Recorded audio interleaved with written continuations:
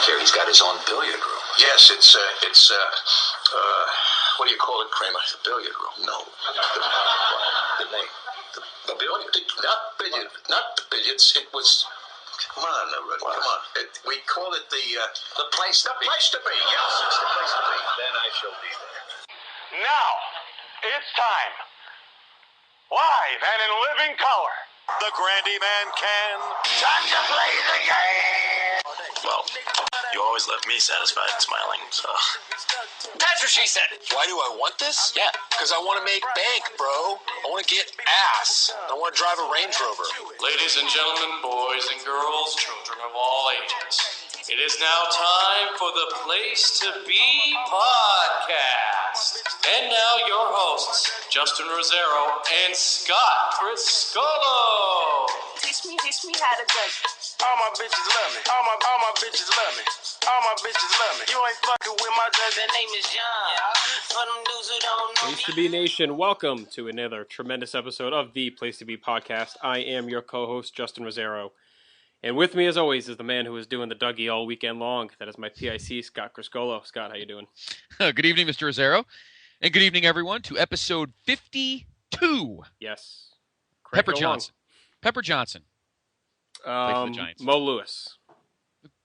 You mean Ray Lewis? No. Oh, yeah, no, Mo Lewis Mo was Lewis 52. You're quite right. That's right. No, you're right. Yeah, screw Both Ray Lewises Lewis. were. Screw Ray Lewis. Both Lewises were. Mo Lewis Yes. is where it's at. Yes. So Number yeah. 52. Yep, thrilling episode. We've been kind of pumped about this one all weekend long. We've kind of been getting all revved up for it. Of course, if we have some time after the show, we'll get into some of the Matt Rotella festivities. If not, we'll get to it probably next week. So Yeah, it was. I find it funny that you just said we were pouring over these lists this weekend in between our serenading, dancing, drinking, and God knows what else we filled in this weekend. But yes. our No man sleep, is though. That was not fitting. No. Sleep was at a minimum. You and I pretty much were like Walking Dead by about midnight on Saturday. Yeah. So, but it was a great time, and our man is officially Mr. I'm not going to say her last name. I'll give her permission, but yeah, they are officially on the high seas and for their honeymoon, and we'll talk to him. Well, he'll be back on in a few weeks, and yeah, we'll wrap everything up with that. Yeah. But it did go well. It was a lot of fun. It was a lot of fun. A lot of drinks. And I just the one thing that our friends at my work that went to the event and that weren't there that know Matt, the whole Casey and JoJo moment just was the highlight of just absolute hilarity. Look, you look like friggin' Fabio. It's just terrible. He worked it though. He worked it. He worked it. I give him a lot of credit. He didn't care. He let himself out there for everyone to see. So It was fun. It was a good time. But we'll get into that. We'll give it the time it deserves in a few weeks. But tonight on episode 52 of the Place to Be podcast, of course, this is 6 days away from SummerSlam 2011. So tonight we will turn back the clock. No, this is not a vintage vault. We will turn back the clock because tonight, from the one you thought you'd never see to my favorite, we will feel the heat.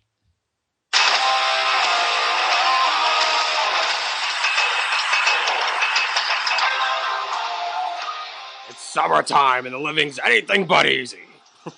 We heard last time. Yes, exactly. From nuptials to napalm. Hell! Of course, that song only means one thing. It's time once again for our second List-A-Mania. The first one we busted out back in March for WrestleMania, where we basically go through a bunch of different categories and topics and rank all the different entries, and we compare them and debate them. And then we ask you, our fans, the PTB Nation, to go ahead and do the same over on the Facebook page, and we'll debate those on there as well. So, how many categories we have total here? 1, 2, 3, 4, 5, 6, 7. 7 categories. 4, 5, 6. Yes, 7 categories. We are going to grade one that will not have ranking. We each chose our top 10 all-time, or not top 10, our 10 all-time SummerSlam performers. Mm-hmm. We didn't rank those. I ranked them, but we don't have to do that part. We'll just give our 10. Okay. We will rank the venues, and obviously there were repeats. In fact, 1, 2, 3 arenas have had more than one SummerSlam. We will rank the openers, which will be the first one we do. We will also rank, obviously, the shows, the tag title matches, which there aren't many. Yep. The Intercontinental title matches, which many people consider might actually be the backbone of SummerSlam. some of the best of all time Intercontinental title matches have come from SummerSlam. And, of course, the main events. And that's a tricky one, and we'll explain, not tricky, but we'll explain there's more matches than shows, and we'll explain that when we get to that list. Yes. So, as you mentioned, I think we should go ahead and get things rolling because we got a lot to talk about tonight. And let's start with the all-time SummerSlam openers. So what we do is we start in reverse order. Mm-hmm. So I'll go ahead and kick this one off, and we'll work backwards. So what we did last time was I said mine, you said yours, then me, then you. Yeah, so we go like that. So okay. Now I've already realized I already did something wrong here. I think I'm short one. There's 23 SummerSlams. That's what I have. I have 23. All right. I only have 22 openers, so there might be an opener that I missed. I'll have to keep track of it because I only have 22 openers. I have to take a look. We are a lot. This will be a lot tighter.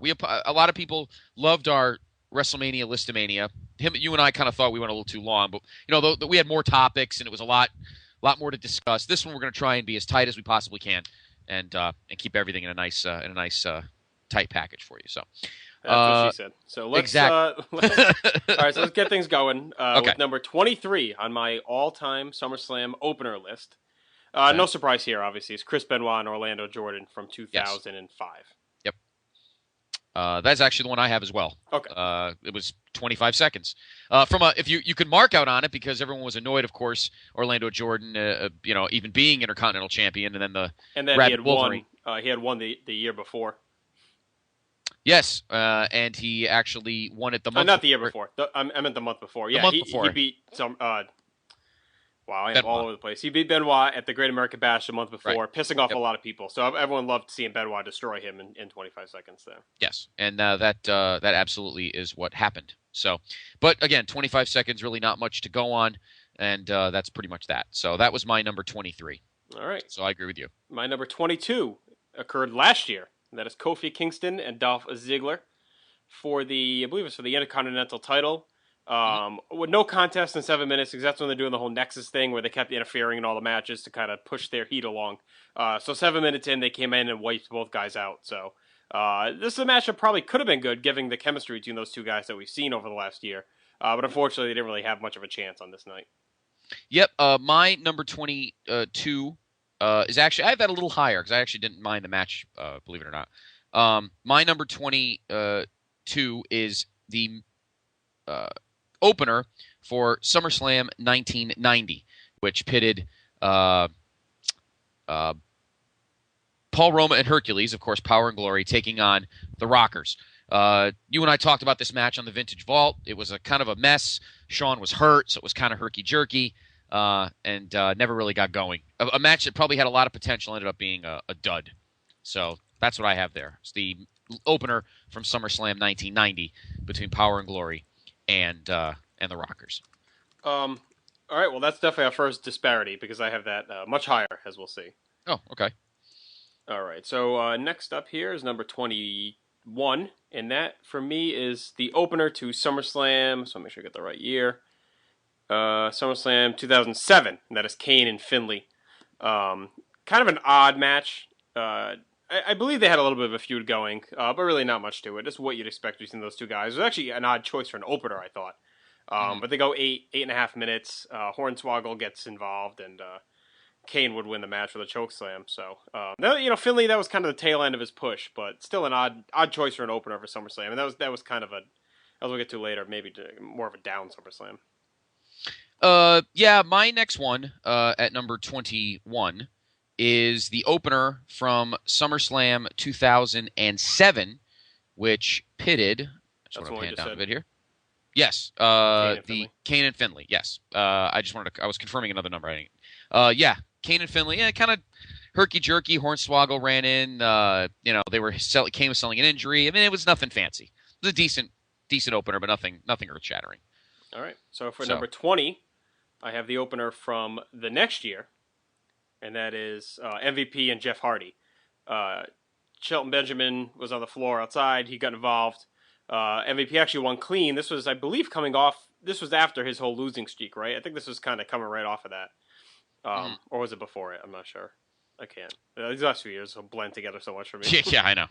I honestly I'm drawing a blank as well. Well, either way, I remember it being a pretty good match, but nothing spectacular. Solid work between two guys that always put on solid matches. Yes. My next match at number 20 is the opener from SummerSlam 2003, which pits. I just need to pan my. I apologize. My internet's a little shaky tonight. I'm trying to find get the page here. I just wrote the years down because the file was getting kind of big. But the opener from SummerSlam 2003, which was La Resistance, so Sylvain Grenier and Rene Dupree taking on the Dudleys. I was so bored of this feud by then. It just looking at the match just makes me sick. The Dudleys bored the crap out of me throughout most of 2003, and this match to me was the encapsulation of it. And I really didn't even have a problem with La Res. Like, my brother and I always argue about it because he hates them, but I thought I had no problem. They were good heat magnets, but this match just drives me crazy. So I have that one at number 20. All right, well, that checked in at 19 for me. So okay, same thing. The match itself, actually, the crowd is pretty hot for this match. Surprisingly enough, because as you said, the feud was kind of getting a little blah at that point. The Dudleys were really kind of getting played out as well. But yeah, Rob Conway makes his debut as the rips off the cameraman or whatever, and or rips off the outfit to show that he was the cameraman. It was the yes. French sympathizer, whatever they kept calling him in the build up there. Exactly. So I was kind of upset. I think a lot of people thought the Dudleys were going to win the titles at that show. So that feud would carry on for another month. But the La Res over the Dudleys SummerSlam 2003 is my 19th ranked opener. Okay, my number 19 opener. Don't get upset. I know he's your guy, but my number 19 opener is from SummerSlam 1994, which was IRS and Bam Bam Bigelow against the Head Shrinkers. Short, nondescript, ended in a DQ. I don't know. I felt like Bigelow deserved better, but it could have been a better match. And the sad thing is, all four good workers. Just the match to me always felt kind of flat. So yeah, my number 19 match is my number 19 all-time SummerSlam opener is from 1994. The Head Shrinkers against Bigelow and IRS. Okay, I have that just a little skosh higher. So okay, my number 18 is from SummerSlam 98, and that's SummerSlam 99. D'Lo Brown versus Jeff Jarrett. Both titles were on the line in this match. Jarrett won to unify them. I remember liking the match, but it's another one that was just kind of nondescript, just kind of there. Like a lot of mid-card matches in this time. Mark Henry came out, turned heel on his buddy D'Lo. They had obviously been having the whole thing with D'Lo criticizing Mark Henry's weight in the weeks leading up to it. D'Lo actually had both belts, so they were already unified, but Jarrett won them both from him. And then the next night, of course, he'd give Mark Henry the European title as a gift for helping him. So that is my 18th match. Okay, my 18th match is the opener from SummerSlam 2009, which is a match you talked about the same guy earlier on in a match from the following year, but this is for the Intercontinental Championship, Rey Mysterio and Dolph Ziggler. Actually, not a terrible match, but it could have been a lot better. I think I was anticipating more, maybe because I thought Rey would kind of carry Dolph to a better match than he kind of did. So more disparity. I have that much higher. I get upset at this match because I think it could have been a lot better. So the later matches, the match in the later 2000s, probably because we haven't really reviewed them, to me all kind of seem like very similar. But I wish I could like that match better than I do. And you know what? When we get to that review, I may actually probably grade it higher. But for now, it's good, but it could be a lot better for me. Okay. Number 17, I have the opener of SummerSlam 2000. That is Rikishi and Too Cool battling the Right to Censor, Stevie Richards, Goodfather, and Bill Buchanan. Maybe we'll talk to Stevie about this when we talk to him on Monday. This one was all about crowd heat. Rikishi and Too Cool was still very over. This is only about a month actually before Rikishi returned heel even. So, kind of on his last legs, but still the crowd was quite behind him. RTC was getting a lot of heat at this point as well. So, a good opener for that kind of show, but in the scope of openers, I don't think it was that great. Yeah, my number 17 is a match you already mentioned. I think I like it a little more than you do, probably because I kind of liked his character at the time, and that is Jeff Jarrett and D'Lo Brown from SummerSlam '99. Mm-hmm. I loved Jarrett's gimmick of being the wife hating or a woman hating asshole. Yep. I don't know, redneck prick. I don't know. I kind of. I don't think had that really. I guess it had started a little bit. Yeah, no, it was getting there. Okay, but it still was pretty harsh. And you remember, you got to give Jarrett a lot of credit because he probably at least within the company, took Owen Hart's death worse than anybody. Yep. Because they were tag partners. So I give him a lot of credit for rebounding through the summertime and actually putting on a really good character. So I always have a soft spot for this match. It's probably not as good as I'm thinking it is, but I've always liked it. So that's why I have it a little bit higher than you. And I have it at number 17 of SummerSlam openers. All right, number 16 is a match you talked about, and that's from 1994, the Head Shrinkers against Bigelow and IRS. This match would have had a little bit more juice, but it kind of got stripped from it when Shawn Michaels and Diesel beat the Head Shrinkers on a house show a few days before to win the tag titles. So now all of a sudden this became a non-title match. This is just as the corporation was starting, so it wasn't really established as like the loser group that it would become in 1995. It still was kind of a pretty solid unit at this point. DiBiase was clearly being set up as like the main heel manager, so... Right. I don't know. I always liked this match. I thought all four guys worked pretty hard. I liked the idea of the Bigelow and IRS team. Head Shrinkers were in the groove in '94. Definitely their best year as a team. Yeah, it has the weak DQ when Alpha comes in and starts assaulting Bigelow and IRS. But as far as like getting the show going, I always enjoyed that match. Okay. My number 16 opener is one you've already mentioned, and I actually kind of like it. Maybe because I was a big mark for the Nexus stretch, but I have the Dolph Ziggler Kofi Kingston match from SummerSlam last year. I really liked the match. I thought maybe it could have built to more, but maybe I was blind to like the Nexus thing and the run in kind of. Well, Nexus was definitely still hot at that point. It wasn't until later in that night where they were really kind of killed off. But yeah, exactly. But I liked the match.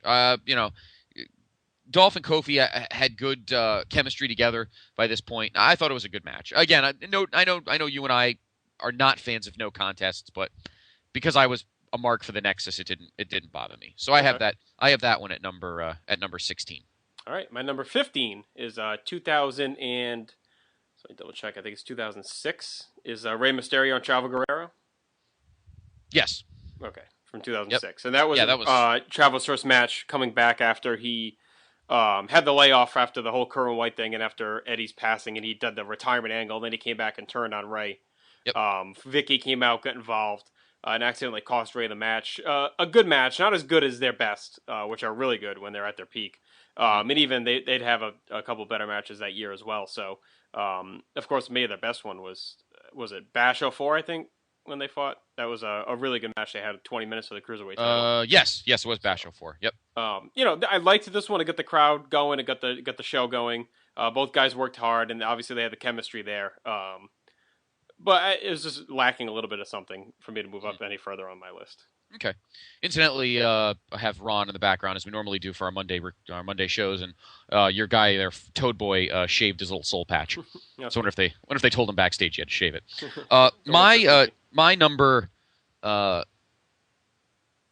15 match is the opener from SummerSlam 1993, which is Razor Ramon against Ted DiBiase.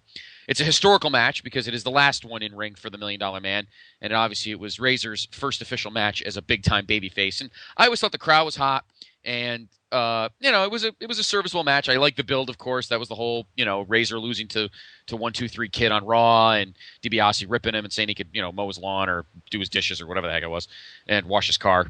And I just like the build, and I like the drama behind it. So I've always had a soft spot. The match itself, I know, is not that great, but I know I like it. I always had a soft spot for it. I think it's a good way to get the show started. Razor, big time baby face, and it was one of those matches where you're testing a new character in front of the audience, and a big year for them, a big summer after what happened in the spring, and won't get into that now.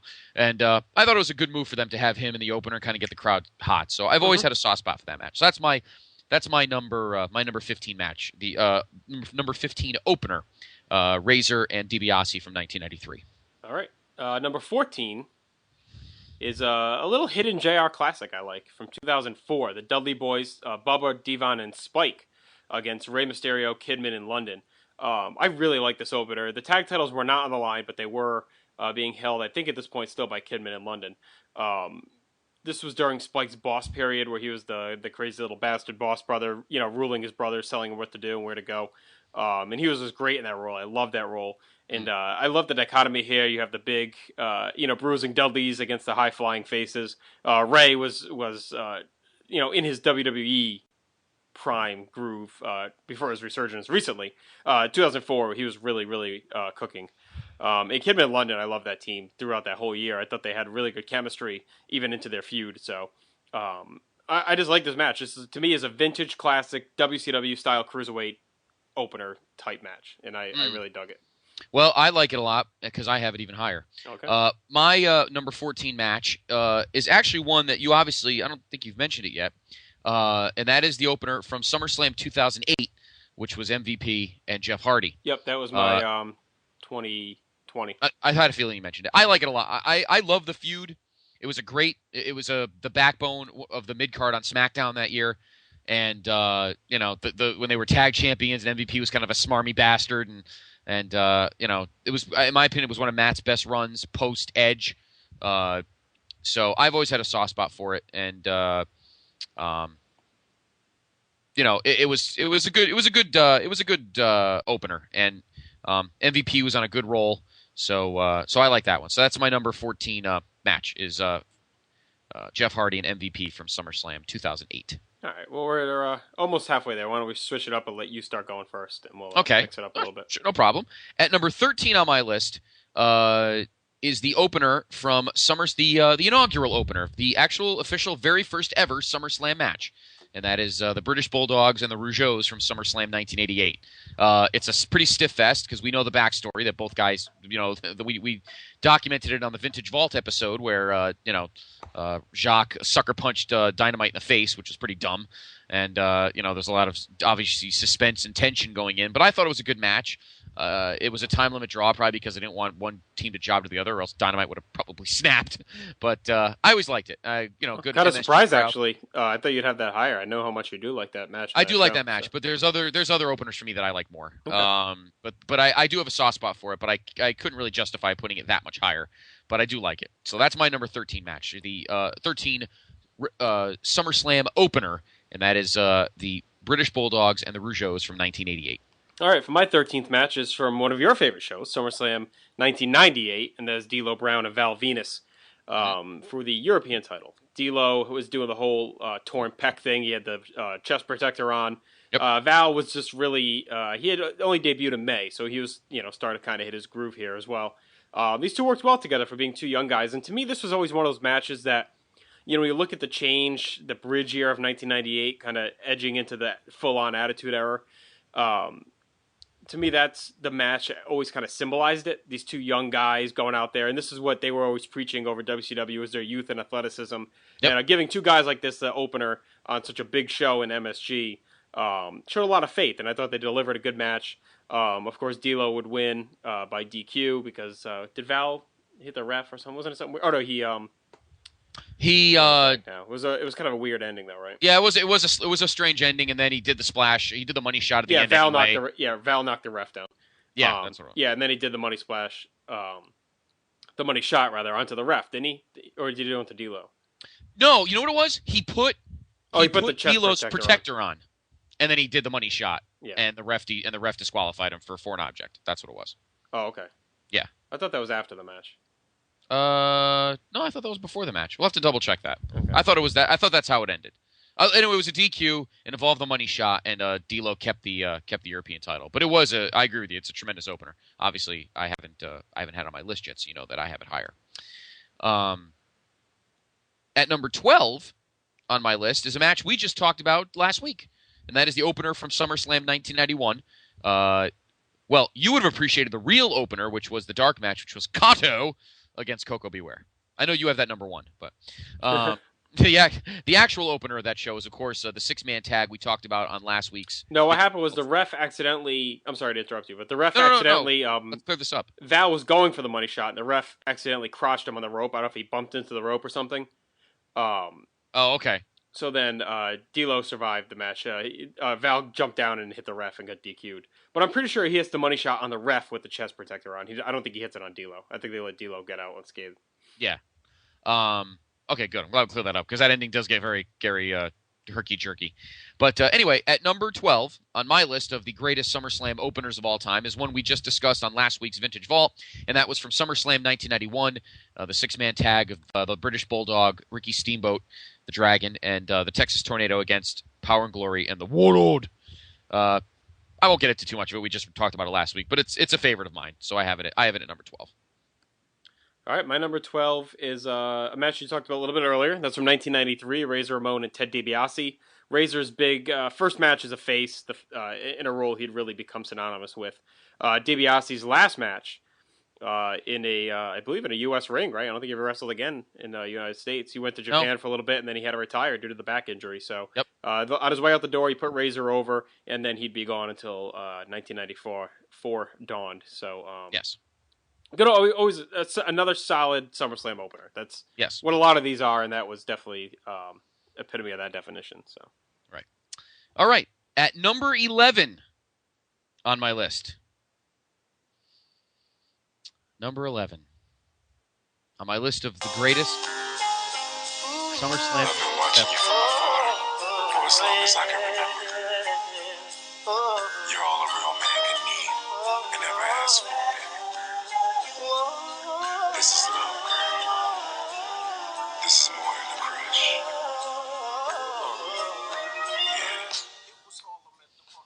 And that is, of course,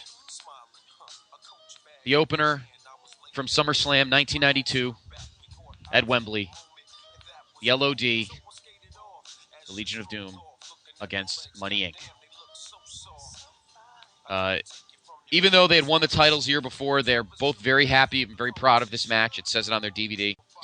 Although I have to admit, I like the match itself, but I got very upset when they brought in Rocco the Puppet to destroy the bond that I had. He tried to worm his way in, that termite-infested Jezebel Rocco. But in any event, it is my number 11 favorite SummerSlam opener of all time. The LOD. LOVE of the LOD against that was good, huh? Against Money Inc. That's my number 11. All right, that's actually my number 11 as well. That match always kind of confounds me. I like it. It's good. It's solid. But the way like Animal talks about it on the DVD, and has said multiple times it's his favorite match with them as a team, is kind of surprising. Maybe I it just agree. has to do with the atmosphere, and maybe knowing it was kind of, they did reunite many times, obviously, but maybe that was kind of the swan song of their initial run. Because that's when they started having the problems, and Hawk kind of spazzed out and left, and Animal stuck around for a little while. But Animal stuck around. Hawk went off to Japan and teamed with the hell did he team with? Chono? One of those Japanese guys. Yeah. No, Kensuke Sasaki. So it was Sasaki. Okay. And Animal stuck around on a team with Crush for a little while. Yep. But yeah, this match is more to me about the atmosphere and kicking off that crazy-looking SummerSlam 92. And it's one of those matches you're settling in, kind of looking at the arena, looking at the crowd, and really soaking it all in as these guys are wrestling. But as you said, this is in the thick of the Rocco stuff, and it was their last swan song before they left. So, good match, definitely not top 10, which is where we're at now. We are in our top 10, and at number 10 is a match that you have already mentioned. And that is the opener from SummerSlam 2000, which is Right to Censor against Too Cool and Rikishi. I know it's only 5 minutes, but I love the crowd, and I like Too Cool and Rikishi, and as much as their theme music annoyed the crap out of me, I did like Right to Censor. So I have a soft spot for this match, even though it's really not that much. There's a lot of short matches on that show, but that one I've always kind of liked. Even for only being 5 minutes. Yeah, so kind of surprising. So my number 10 is the 6-man tag from SummerSlam 2000. All right, my number 10, you just mentioned, and one we just talked about, so it'll be quick, is Bulldog, Tornado, Steamboat, Warlord, and Power and Glory. I like that opener, gets the crowd going, and that crowd would be smoking hot all night long. All 6 men looked pretty good, even Tornado at this point, even though he was usually walking around babbling to himself. I just like the setup of the teams, the way they worked with each other. So not much more to say that we didn't say on last week's SummerSlam, but that is my 10th ranked opener. Okay. At number 9 is a match that you already mentioned, and it's because of the storyline build, and that is the opener from SummerSlam 2004, which was that awesome Dudley's against Kidman, Ray, and London. And it only happened the week before, so it was fairly fresh, the Spike heel turn. I believe it was the Raw before that happened. So it had only been a month, because they were giving him crap the whole time about being a cruiserweight. Well, they were on SmackDown, weren't they, at that point? Oh, it was a SmackDown. I'm sorry, on SmackDown, because it was all about the cruiserweights, and he was, Spike was going after the cruiserweight title, which he ended up getting, of course, and he ended up getting that really awesome, like Larg the corn beard and the strange brown pants, and it was pretty cool. And the Dudley and his brothers just became his bitches. So, but I like that match actually. As much as I'm not a big fan of most of the rest of that show, I do like that match, and I like the build. So that's my number 9 match.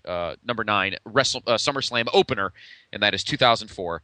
The Dudleys against Paul London, Billy Kidman, and Rey Mysterio. All right, my number 9 is one you mentioned already, 1990, Rockers and Power and Glory. Always love this match. I always am a mark for the heel double team beatdowns. I love Power and Glory, as you all know, and I was a big Rockers fan as well. So I just love watching Power and Glory slowly pick apart Marty as they curb stomp the shit out of Shawn on the floor anytime he starts to stir down there.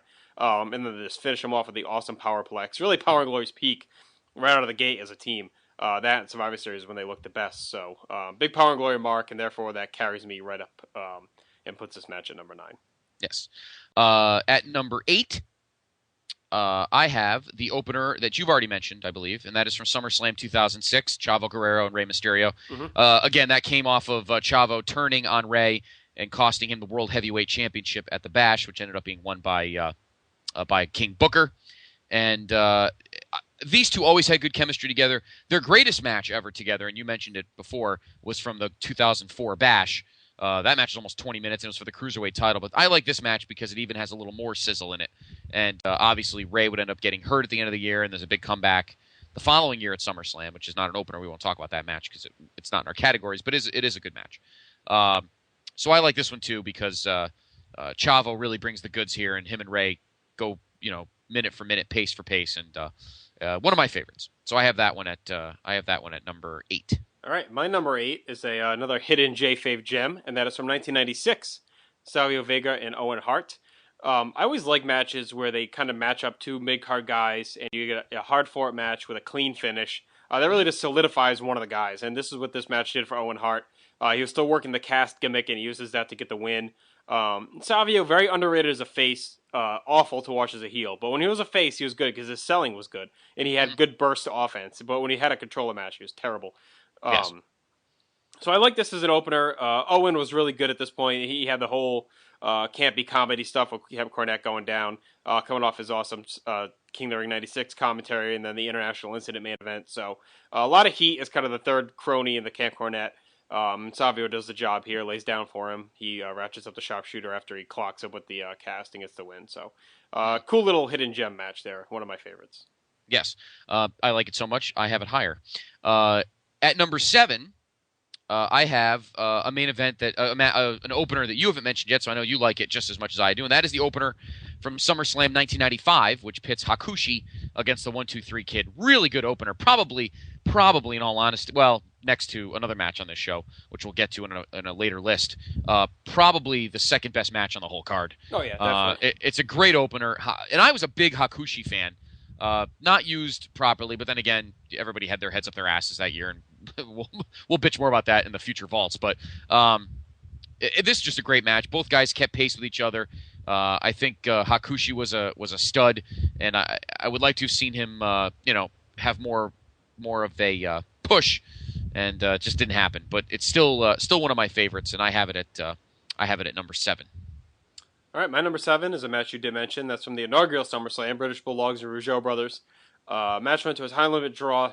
Very well worked, as you expect from these two teams, and a lot of animosity once you know the backstory. Really the only good match outside of the main event on that whole show. So I thought it deserved some props. I always dug both teams. Maybe a little high, but I don't know, make it wrapped up in the nostalgia of it. So that's where that goes for me. Okay. At number 6 for me is the match that you just mentioned for the exact same reasons, and that is from SummerSlam 1996 between Owen Hart and Savio Vega. Owen had the cast. He was absolutely hilarious at King of the Ring. He was so much in a groove character-wise, carrying a very shaky mid-card, slowly growing, obviously, by 1996, but still needed some help. But Owen was just all over it. And again, I agree with you. Savio is a train wreck when he is a babyface, when he's a heel. Yep. But as a babyface, he sells well, and he was always a good, serviceable guy in the ring. And this match is a good example of that. So at my number 6, I have the opener of SummerSlam 1996. All right, number 6 for me is from 2001, Edge and Lance Storm for the Intercontinental title.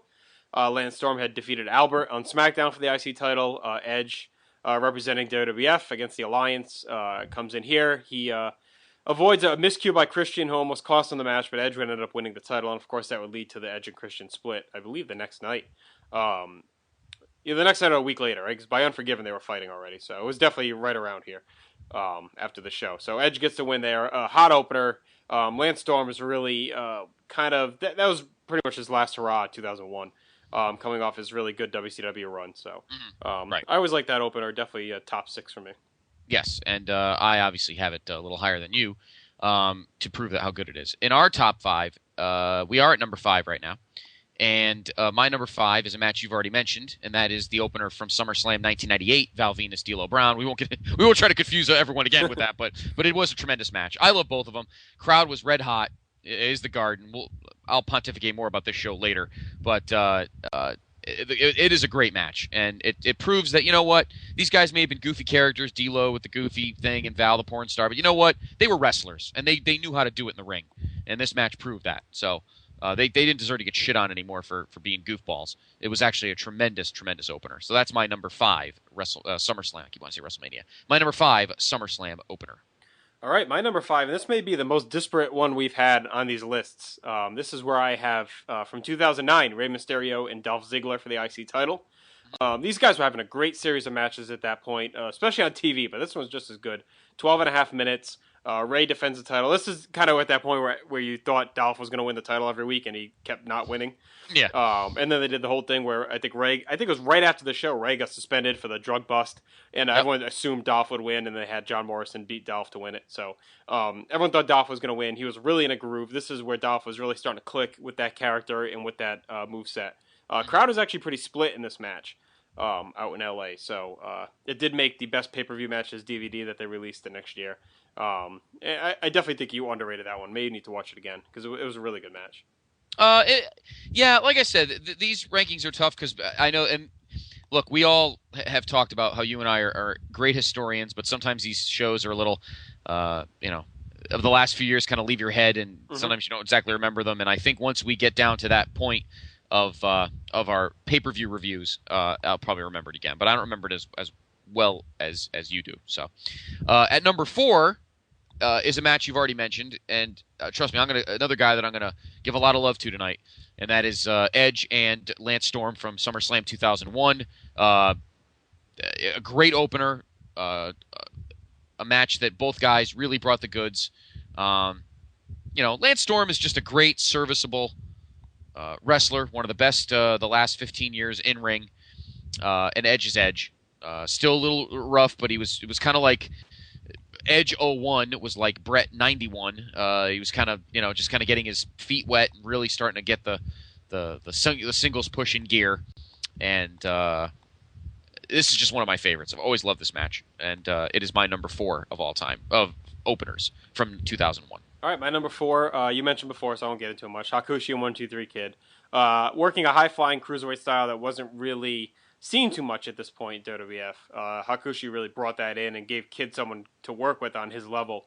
Kind of an oft-forgotten match, I think, because it was kind of right as Hakushi was about to turn face and right around when Kid was starting to turn heel. So it's kind of lost before they both switched. Right. But good opener. So we should probably get moving, though, I guess. So number 3, go ahead. Yes, exactly. At number 3... looks like we both have the same top 3, though. Yes, we probably do. So let's see if the question is if it's in the same order. Yep. My number 3 is Rey Mysterio and Kurt Angle from 2002. Love that feud. Kurt is just awesome. And, he made, and that's when he had those ridiculous candy striper tights.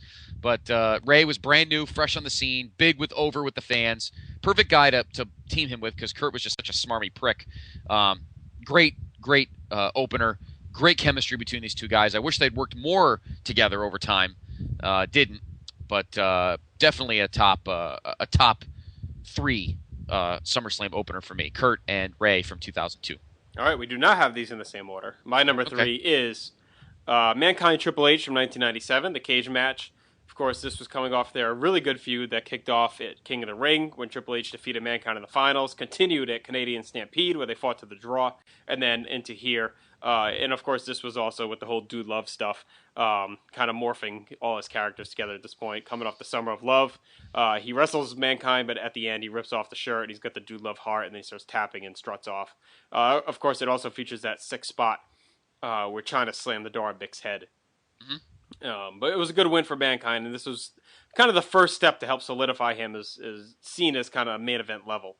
Right. But while we're here, I might as well just mention my number 2 because you just talked about it, and that is Kurt Angle, Rey Mysterio. I love that match. It is a sprint from start to finish. Rey's first pay-per-view match, and he came out with a bang. Kurt Angle, it was nice to see him with someone smaller than him that he could kind of toss around and work a power style. And those guys just went balls to the wall the whole time, and that is about nearly as perfect as an opener as you can find.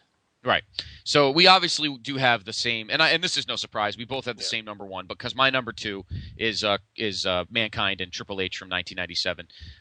Obviously, already a Triple H mark at that point, and I love cage matches, and it is the only gimmick opener ever in SummerSlam history, and that is of course in a cage. And Mick mentions it on his DVD and in his first book that door shot by China was not protected. It hurt like son of a bitch. I think he said it was one of the biggest. That next to the choke slam through the roof at the '98 King of the Ring, that was the most pain I think he said he ever felt in his career. Yep. Was that heavy blue metal on his forehead from China at SummerSlam '97. So obviously we share our number 1, and this is no surprise. Justin's and my favorite WrestleMania opener. SummerSlam. Damn it, I got to stop that. SummerSlam opener of all time is indeed the Brainbusters and the Hart Foundation from 1989. Yeah, I don't think we need to. I don't think we need to get much into that. Everyone knows it's awesome. Great tag match. Different style than we usually see in WWF, where they kind of do the reverse heat segment a little bit. Yep. Good stuff. But yeah, we should probably move on for time wise. I think everyone knows how great that match is. Yes, it is tremendous. So, and that is, of course, again, number 1 SummerSlam opener of all time, the Brainbusters and the Hart Foundation from 1989. Okay, so let's quickly just move on to the venues, and let's kind of move quickly through these. Absolutely. So we can spend some time on the better stuff. Okay. So how many do we have? 17. Okay, so for me, number 17, and I just want to make sure I got the year right on this, was the Conseco Fieldhouse. And that was for 2008. Yes. A nondescript arena for a nondescript show. Yeah, not much to say about it, honestly. Yeah. At my number 17, I have that one notch above because my number 17 is the Air Canada Centre in Toronto from 2004. That crowd was the biggest bunch of jack-offs I've ever seen of a crowd in my entire life. They don't know who to root for. They don't know who to cheer. They did precipitate Edge's heel turn, which is nice, but for the most part, they were a bunch of fucking morons that whole show. They were doing the wave during title matches. I don't know what the hell they smoked up there, but they totally destroyed all the feng shui in that arena. Now, the matches themselves, a lot of them weren't that great to begin with. They could have helped out, but they didn't. They screwed the pooch. So I get so disgusted watching that show. I have that a lot higher just due to perversion. But yeah, I couldn't think of it that way. To me, it ruined the show for me. So that's my number 17. The worst venue in SummerSlam history, the Air Canada Centre in 2004. All right, my number 16, which is kind of surprising because I like this show, but it's the Gund Arena from 1996. I thought the crowd actually hurt this show actively. I thought the show would be remembered a lot better if it wasn't for that dead crowd. I didn't think they were into much at all. I know there were some spots that really can't blame them for not being into. And I know they had to sit through that long boiler room brawl as well. But honestly, I just wasn't a fan of that crowd, of those fans. And the arena itself, nondescript, so. Okay. I have it a little higher, but not too much higher. My number 16 is the one you mentioned, and that's Conseco Fieldhouse in Indianapolis for SummerSlam 2008. Again, just another place. Yep. Nothing fancy. It's okay, but it didn't bring anything extra to the show. Okay. So my number 15 was from 1995, and that's the Igloo in Pittsburgh. Another crowd that I thought could have helped the show a little bit more than it did. They were hot for the one ladder match, but other than that, there wasn't much going on. So just kind of a forgettable crowd. Okay. You know what? We need to move up a number because I did not have the Igloo numbered. So I had the Igloo at the bottom. Okay. Probably because that show stinks so bad. So we'll just move up a number. I have the Igloo at number 18. So we are at now number 15. No, 14. So you had 14. Igloo at 17. Okay, so I had Igloo 17. At number 14, I have the America West Arena in Phoenix for SummerSlam 2003. No, I'm sorry, 18. You're right. So this is 15. Yeah, this is I 15. apologize. America West. That's okay. America West Arena. Venues are tough because obviously there are multiple Mm-hmm. venues, so it's tough to count them. But my number 15 is the America West Arena in Phoenix for SummerSlam 2003. Considering it was the first ever pay-per-view in the state of Arizona, that crowd shit the bed. Now, the difference between that crowd and the 2004 crowd in Toronto is that the crowd was handed a big dumping pile of crap at the end. We'll get to the match later on on a later list, but they didn't bring as much to the table as they could have, and they could have made this show actually a lot better than it was. So I'm a little disappointed in the Phoenix crowd because it was their first ever pay-per-view in that state, and they laid an egg for me in terms of energy. So it could have been a lot better. All right, my number 15 is 2001's San Jose Compact Center. They were up and down, but I'm basing it just kind of on overall crowd and memorability of the actual arena itself. And to me, there wasn't anything that stood out with that crowd in my eyes. So okay, this is a disparagement. I have that a lot. I have that a little higher than you do. That crowd. I think I just liked. It wasn't even that I thought they were bad. I think I just liked all the other ones ahead of them. Okay. At number 14 on the list, my number 14 show venue is the United Center in Chicago for SummerSlam 1994. It was good. It wasn't great. The show was good. The matches were good. The crowd was hot at points, at pockets, but and it was a brand new arena, so I gave it a little bit of a bump.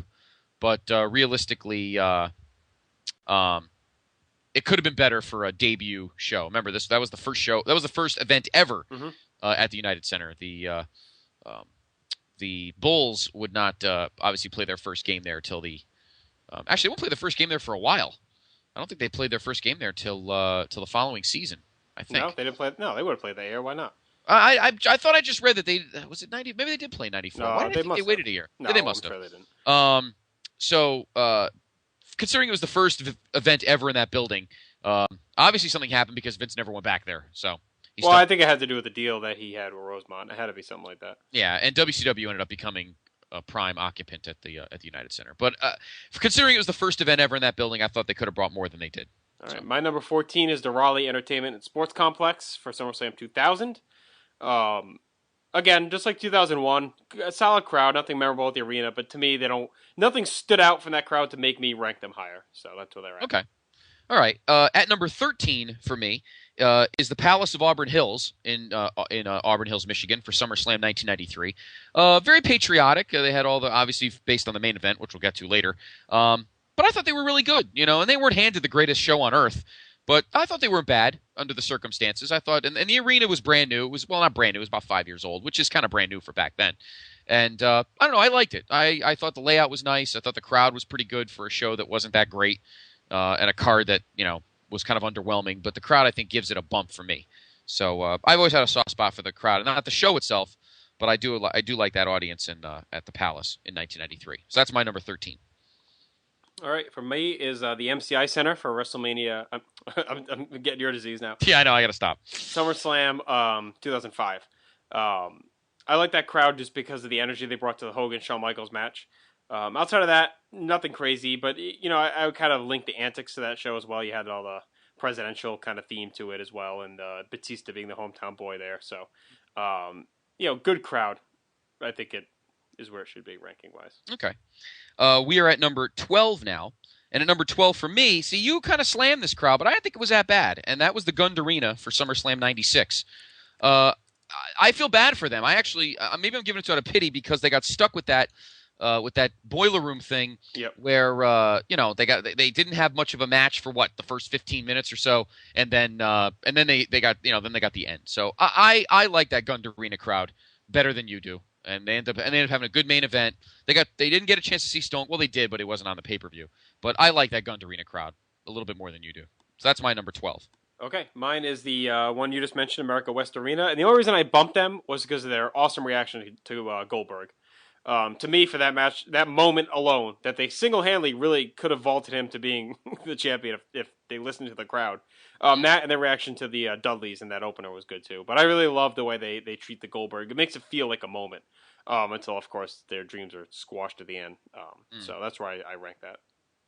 Okay. At number 11 is the TD Bank North Garden in Boston for SummerSlam 2006. Yep, I got that. Obviously, exactly the same spot. Yep, with Cena in the main event, DX, lot for them to get excited about, and they were. So that's why I have them at 11. Same. Okay. Number 10, you just mentioned it. I have it a little higher, and that's the MCI Center in D.C. for 2005. Batista, the hometown boy, the good main event. They did a pretty good job. They got the crowd. The crowd really got themselves going in that show, and it wasn't a new arena, but newer than some of the others. So I like that one at number 10. All right, mine there is the Target Center, 1999. Every crowd in 1999 was hot, so to me they get no special points because the product was so hot. Cool looking arena though. I believe it was fairly new at that point, right? Yes. And of course you had Jesse involved, so there's a lot of hometown pops for him as well. So solid crowd, but nothing too memorable. Okay. We're officially in the top 10 now of the all-time greatest SummerSlam venues. At number 9, I have at number 9, I have the Entertainment and Sports Complex in Raleigh for SummerSlam 2000. They had a great show. They had a couple of great matches, two or three great matches, and I thought they were red hot. The arena looked a little weird. It looked like an airplane hangar. So they lose a point or two for just looking very blah, but the crowd I thought was really hot for that show. Okay, my number 9 is the Spectrum in Philadelphia from 1990. Another crowd that was hot pretty much the whole way through, especially that Hogan Earthquake match. They were really into that, and Tornado and the Demolition Hearts match. They were insane. Kind of a unique looking arena, a lot of history, and I also like, of course, it's memorable for the backstage with the Dusty chasing the limo as Sapphire hopped in the limo. So I always remember that one shot. So with the camera guy in the shot too, or the guy with the boom mic or whatever it was, right? Yep. Okay. At number 8, I have the Compact Center in San Jose for SummerSlam 2001. I thought, honestly, I think you're kind of selling the crowd a little short. I thought they were awesome for this show. Of course, it was the peak of the Invasion. You had a great card with a lot of mixed matches involving WCW, ECW, and WWF guys. I thought they were red hot for almost all the show. Considering and I almost give them a point because they were a good crowd in California, which crowds usually blow. But they were pretty hot on that night. So I give San Jose a lot of props at number 8 for the Compact Center. My number 8 is United Center. I think that crowd is harder than you give them credit for, and I also like the look of that arena. It was very open, very bright, and to me, I calculate that highly when I'm putting together my arena rankings and what I imagine. If I remember the show and it had a unique look to it, to me that plays a big role in this. So when I think of SummerSlam '94, I picture that blue, open, light, big arena, brand new arena. So to me, that was a big part of it. And I really like that crowd for the Razor, Diesel, and Bret Owen matches, going nuts during that beatdown at the end of that. So they rank kind of high with me. Maybe more for nostalgia, but I always enjoyed that arena. Okay. At number 7 for me, you might be befuddled by this because the building itself is a complete dump, but they were handed maybe one of the greatest overall shows of all time, and that's the Nassau Coliseum for SummerSlam 2002. That crowd is off the fucking charts, but then again, the show was off the charts. So not too befuddled because I actually have it higher than you.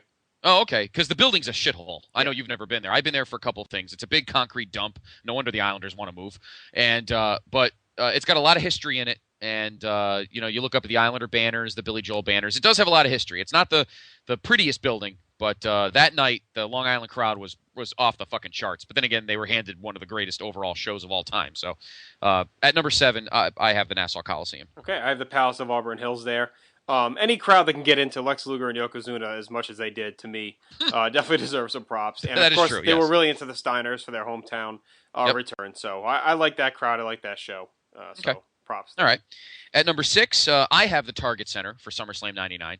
Jesse just makes it for me. He's one of my favorites of all time, and the crowd was off the charts as well. So I like the Target Center at number 6. All right, my number 6 is the Staples Center, which has kind of now become the home of SummerSlam over the last few years. A few memorable shows, but I like that it's the home, that they're there every year. They kind of have the access thing going on. It makes it feel a little more special. So to me, they get bumped up just for that. And the crowds for SummerSlam really have been pretty solid every year. So. Right. At number 5, a venue you already mentioned for historical purposes, and that was the Spectrum for SummerSlam '90.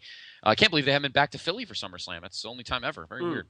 But yeah, the big wide parking lot, the big wide driveway, that old school Northeast arena look, and of course memorable moments on that show. So I have the Spectrum at number 5. All right, my number 5 is the one you mentioned a long time ago, and that is the Air Canada Center.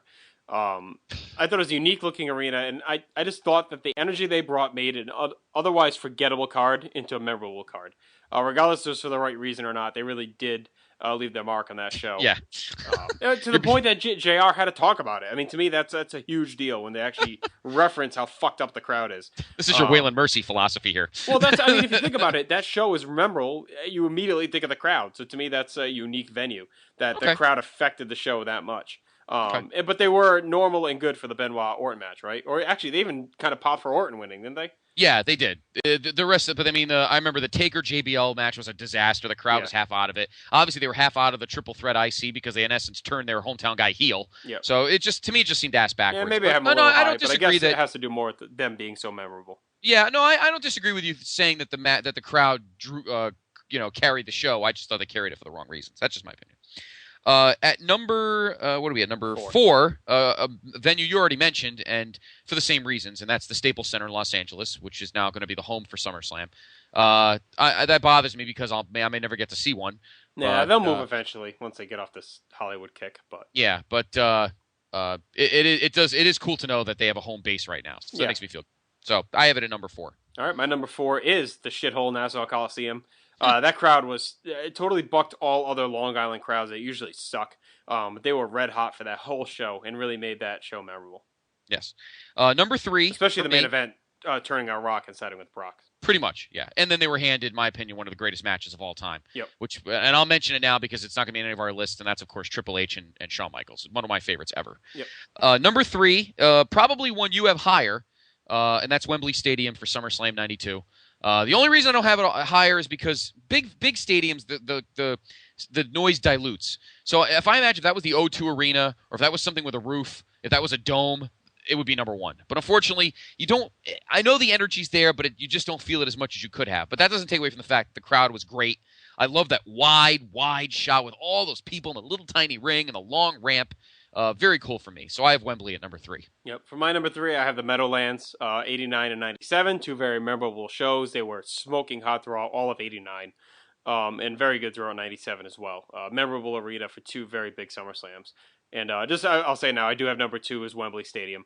I just love the look of that arena. I love the uniqueness, the cool feel of all the British fans doing little speeches before the show. I like how it's a light early, dark late. Just a very unique and probably one of the most unique arenas they've ever done. So to me, that definitely deserves to be ranked this high. Yes. At my number 2, I have the Brendan Byrne Arena / Continental Airlines Arena / Izod Center. And you actually missed one. They did 1989, 1997, and 2007. Oh, that's right. Okay. So that was great because you had 2 returns. You had Triple H coming back, and you had Ray coming back. Yep. So that show had a lot of energy as well. And 89 and 97, of course, speak for themselves. So obviously, we've done it again, folks, just like we did at WrestleMania. Until something knocks it off its perch, the greatest SummerSlam venue of all time is Madison Square Garden. And why not? 3 great shows, 1988, 1991, and 1998. They once again, 3 shows, 3 home runs. Yes. So, well, 88, yeah. But I know 88 kind of has the same pass as WrestleMania 1. Yeah. But just the show is slightly better. Yeah, no, when you factor in just 91 and 98 alone, it makes it worth it. Right. Exactly. So the greatest SummerSlam venue of all time, just like the greatest WrestleMania venue of all time, is Madison Square Garden. All right, cool. So let's quickly move on to the tag title matches. And there's not as many of these. We'll be kind of quick with these. Yes, there's only. I have 13. Is that correct? Sounds right. 2, 3, 4, 5, 6, 7, 8, 9. Yep, 13. So why don't you go ahead and kick us off? All right. At number 13 is probably one of the worst matches in the history of the universe, and that's from SummerSlam 2001, Undertaker and Kane against DDP and Kanyon in the cage. That show is a complete, utter piece of junk. That was during the rare times when when Taker was actually using his backstage pull. He rarely ever does that, but he did that for this show, and it was really that 2 years is when he really did it, and then he kind of slowed down. Yeah. I just hate that match. Absolutely hate it. And I love and as we'll talk later, I love the rest of that show, but that match just sucks ass beyond all. I actually have that surprisingly just a little higher. To me, the worst tag team title match in SummerSlam history is from 1996. Body Donna, Smoking Guns, Godwin's, New Rockers. To me, 96, as much as I love that year for the rejuvenation of the promotion, that was really where you could see the writing on the wall of how awful the tag division was. That's when it really bottomed out. I mean, it wasn't that great in 94, 95, but by 96, you had the same 4 crappy teams fighting over the titles every week. And until a month later, when Bulldog and Owen kind of ushered in the new era of tag wrestling in the WWF, that kind of, lasted through the Renaissance. The tag division is on life support, and that shows here. The New Rockers were, they could have been something good, but they were booked as a joke. And I think this is where they debuted. It was a month before they debuted Cloudy. I think she was gone. Yeah, or he was gone by this point. Yep. Godwins were kind of whatever at this point. Body Donnas were on their way out because actually this is the match where Skip looks like a 80-year-old man with a neck brace on the apron. Doesn't even get in the ring. I forgot about that. And, I actually. No, go ahead, finish. Smoking Guns, you would have thought they were the Road Warriors circa 1984 at this point, 96. They were just like so far ahead of all these other teams. Ring-wise and look-wise, that it was kind of sad to see. Yeah, well, it's multiple Road Warrior references for you too, my friend. Yeah. Okay, I can loan you the shoulder pads anytime you'd like. At number 12 for me is from SummerSlam 1998, and that's the New Age Outlaws against Mankind and Kane. Of course, there was no Kane. It was pretty much the New Age Outlaws against Mankind, and it was a pretty much glorified handicap squash. So obviously I have that higher basis what I was saying before. I love the New Age Outlaws, but this match just annoys me. Maybe because and again, you're talking about a show that's unbelievable, but this match, standalone, obviously is not even really a match. It's a handicap match. Not even. This may be the most differing list we've had. We'll see.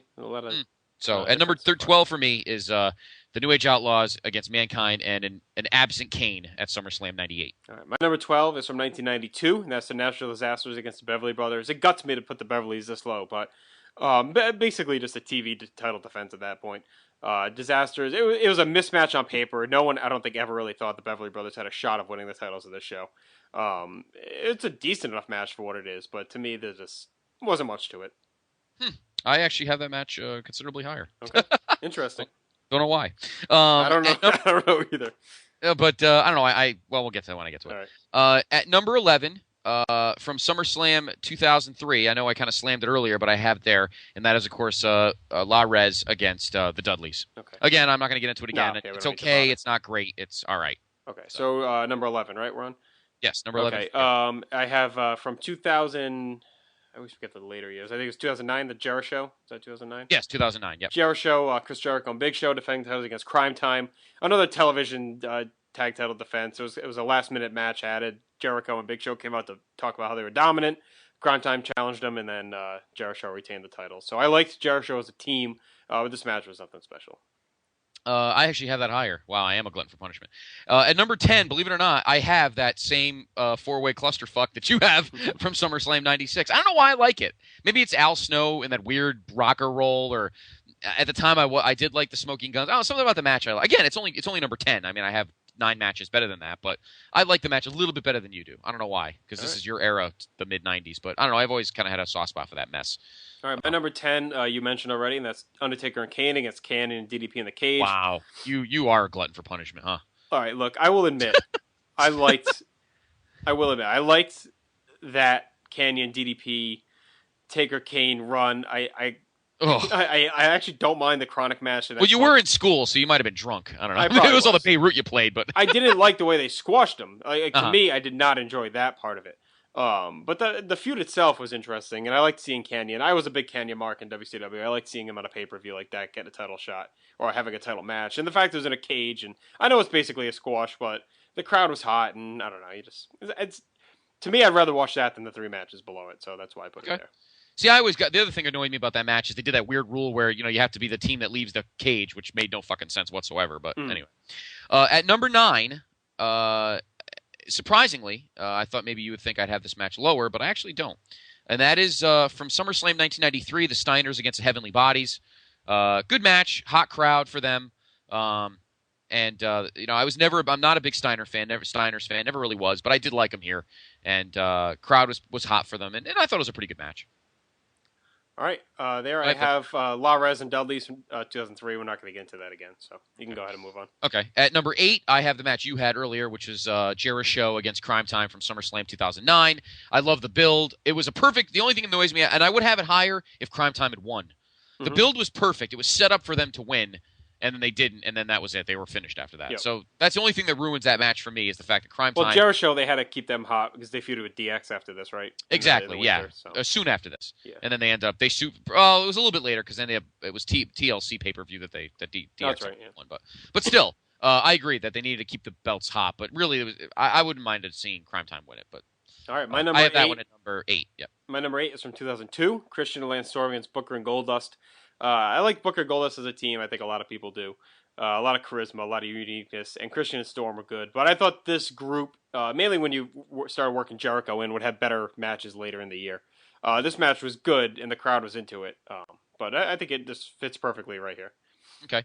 I actually have that as my number 7. Okay. Wait. Yeah. 2002. Yeah. I liked... I like Booker and Goldust as well. The Un-Americans, Lance Storm, Christian, good team. Booker and Goldust were just great TV for that time because the product was so unknown at that moment. They were kind of in limbo. They were good for, they were good on Raw for, 8-9 minutes of hilarity. They would get even funnier by 2003, but same reason. I have that match at number 7. Okay. It's a good match to watch. My number 7 is from 1988, and that is Heart Foundation and Demolition. Heart Foundation had just turned face, and you had the whole stuff with Jimmy Hart, that kind of high-level concept idea where Jimmy Hart was given the secrets of Mr. Fuji and Demolition. Obviously, they'd have a much better match later on. This one's good, solid, but nothing spectacular. Okay. We are now in the top 5. We are right now ranking the number greatest... 6. Number 6, I'm sorry. The greatest SummerSlam tag title matches of all time. Number 6 for me, and you know what? We're even because you're a glutton for punishment for that redonkulous Toronto crowd. My number 6 match of all time is the Natural Disasters in the Beverly Hills SummerSlam '92. I don't know why. I don't know. I like the match about that. There's something I liked about the happy-go-lucky fat guys with the smiles and the belts. I don't know why. No, I mean they did a good job making them look dominant in that match. Yeah, and the Beverlys, I wouldn't say you could. I don't know. Maybe no I'm way. being Trust me, I was as big a fan as I was at that point, and even I, semi-mark into the Beverly Brothers, knew they had no fucking chance of winning that match. I don't know. Maybe it's just me, but I liked the happy-go-lucky babyface Natural Disasters in that match in 1992. So I have that one at number 6. All right, my number 6 is one you talked about, New Age Outlaws, Kane and Mankind. I like the whole stuff with Kane hiding in the dumpster and he pops up and cracks Mankind with a sledgehammer. I don't know. I like I said, I'm a mark for the whole double team. Even though this was a reversal, but you know what? The whole attitude there was a reversal. So the faces beat the shit out of the heel was apropos. And plus, don't forget about the Great Mankind. I'm gonna go play in traffic. Promo. This was right when he started to do the comedic stuff. So yes, that plays a role in it as well for me. So. Yep. Now we're in the top 5. Yep. And at number 5 is a match you already mentioned, and that was Heart Foundation Demolition 1. From SummerSlam 1988. Very raw. Demolition still kind of finding their way as a great tag team. Heart Foundation already established, and I thought it worked they worked very well together. So I have that one at number 5. All right, my number 5 was from 1999, and that is Undertaker and Big Show against X-Pac and Kane. I love the Undertaker Big Show team. I liked all the stuff where Taker was making Big Show go through all the different rituals to try and make him a man and teach him how to be evil. Of course, the whole story about leaving him in the desert, and he had to carry his motorcycle back because they ran out of gas and all that shit. And I like the whole X-Pac and Kane stuff as well, where X-Pac was starting to humanize Kane for the first time, and they were a great babyface team. A lot of fun that match was, and Taker, of course, cracked X-Pac with a great tombstone to win that match. Right. At number 4. I've been watching you from afar for as long as I can remember. You're all a real man can need and never ask for, baby. This is love. This is more than a crush. Yeah. It was Harlem at the Rucker. Before Rocco ruined everything for me, the LOD were the tag team champions. And I won't get into this match because we talked about it last week. SummerSlam 1991, LOD destroying the Nasty Boys and winning the straps at Madison Square Garden. So that's my number 4 match. Okay, I actually have that in the same exact spot, number 4 as well. So we do? Go right ahead to number 3. Yep. Oh, you are, huh? Yeah, maybe you'll stop laughing soon. Hey, I'm not the one that was talking creepy tales about them. Hey, you know what? Well, you know what? It's starting to rub telescope. off, though. You may not be saying it on the air, but I know you're feeling The only it. guy rubbing off on the LOD is you. At number 3 is from SummerSlam 1990. It is Hart Foundation Demolition 2. Oh. Obviously, more line in the sand. No pun intended. Here, Hart's big over faces. Demolitions become the cheating heels. And, LOD runs in at the end. How about that, huh? And the Harts, their swan song as one of the greatest tag teams ever. They win the straps here. So I have that one at number 3. All right, my number 3 is Steiners and Heavenly Bodies from '93. Heavenly Bodies, this is the debut in WWF. I love this match. I think it's at a whole nother level than what they had been used to be seeing out of tag division at this point. Steiners were at home, and this is kind of their peak as a team in WWF, where they really just go out there and have a dominant title defense, and Heavenly Bodies were able to hang with their style and their pace. Yes.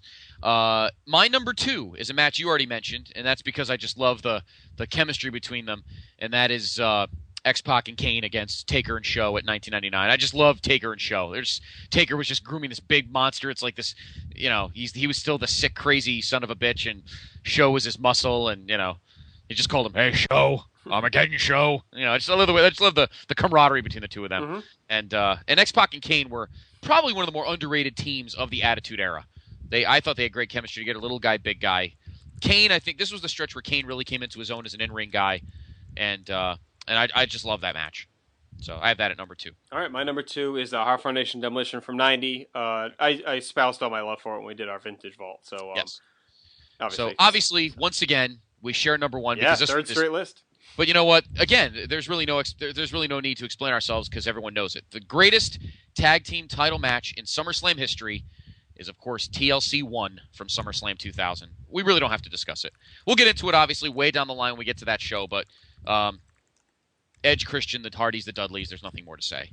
They set the bar at WrestleMania that year, and then they just amped it up with some more weapons and then just beat the shit out of each other. Yeah, I mean, WrestleMania was what kind of put them all on the map, and this is the match that solidified this tag division as being tremendous. Yes, so we won't expound any further. We'll get more into it way down the line for episode 267 of the List-A-Mania podcast. The number 1 greatest SummerSlam tag title match of all time is TLC 1 from SummerSlam 2000. Okay, let's quickly move on to the IC title, and I'll do the first one this time around. Yes, you start first this time. Go ahead. All right. 19 title matches. That's what I have. Okay, so number 19, I have Umaga, Kennedy, and Carlito. I believe that is from 08. Okay, 08. Nothing. I mean, I barely remember the match, so to me, nothing special going on there. Okay.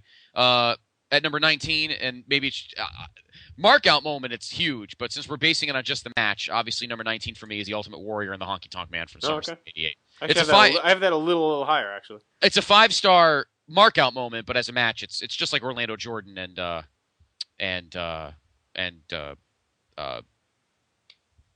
Chris Benoit, same thing.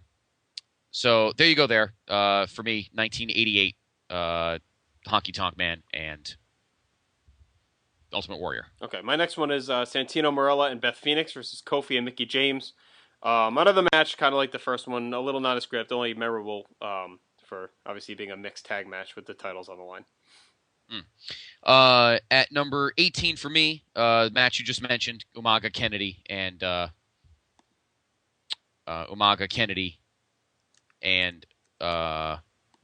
just blanked out. Carlito from 2000, and that was actually 2007. Okay, yeah, 2008 was the Beth one. Yeah, 2007 was Umaga, Kennedy, and Carlito. All right, next up for me was another mixed tag, and that's Eddie and Chyna versus Val and Trish from 2000. I like the Val and Trish union, and Eddie and Chyna, of course, had their chemistry going. And that's where Eddie basically outsmarted Chyna, right, to win her title? Yes. Okay, so that is number what? Number 17. At number 17 for me is the match you just talked about, and that's actually number 29 for me is, and you obviously have this much higher. We've already talked about it, and that's Ray and Dolph Ziggler from 2009. Mm-hmm. I know you have that a lot higher. I have that at 17. Okay, my next one is Ultimate Warrior Honky. Mainly, I gave it a little bump over the other ones because of how memorable it is. To me, it's more memorable than those other four put together. Obviously the match isn't anything too special, but it really propelled the Warrior to be a mega star. And it capped off a great storyline with Honky Tonk Man's endless run. Exactly. Okay, so at number 16, I have the match from 2008, the tag. I just thought it was entertaining, and I love Beth and Mickie. They're both hot, And Santino was awesome in that stretch. So from pure entertainment purposes, I like that match at number 16. Okay, I'm on. Okay, here we're on 15. All right, so I have from 1990 Texas Tornado, Mr. Perfect. We talked about this a lot in our review. Red hot match, big pop for Tornado, but only 5 minutes, and kind of made Perfect almost look like a little bit of a jobber. Okay. For me, at number 15, I have the one from last year, and that's Dolph Ziggler and Kofi Kingston in the no contest with the Nexus running in. I already got into why I like that match, so. I'm actually on 13. I don't know if we miscounted something or if I'm missing one. Really? At number 19, I have 88. 18, I have 2007. 17, I have 2009. 16, I have 2008. 15, I have 2010. I'm at 14. So we're only one behind. Or you're only off by So that one. was your 14th? No, my number 14 is 1990, Perfect and Tornado. Okay, I might be missing one somewhere then. We'll see. All right, my next one is Jeff Jarrett, D'Lo Brown from 99, which we already talked about. Right. My number 13 is now, see, I'm giving this match a lot of props considering I've already shit on the crowd, and that's Batista, Jericho, and Edge from 2004. I have nothing wrong with the match. The crowd just kind of fucked all over it, so. But I have that one at 13. All right, I have that one at 12. Money in the Memorable, because that's when Batista was throwing that crazy forearm. Remember that? He was knocking guys out with that. And of course, I had like you said, the crazy crowd. So that's my number 12. Okay. My number 12 is a match that a lot of people would like to have in their top 3, but the two guys just couldn't deliver, and that was Shawn Michaels and Mr. Perfect from 1993. I know that's a match we always love to talk about and wish that could have been better, and it just wasn't. So I have that one at 12. All right, that's my number 11. Again, I think that it's put too much hype on those poor guys. Talking about how it was going to be the match of the century, the best IC title match ever, 5-star classic, and then they just couldn't go out and do it. Kind of a styles clash between the two guys, actually. So.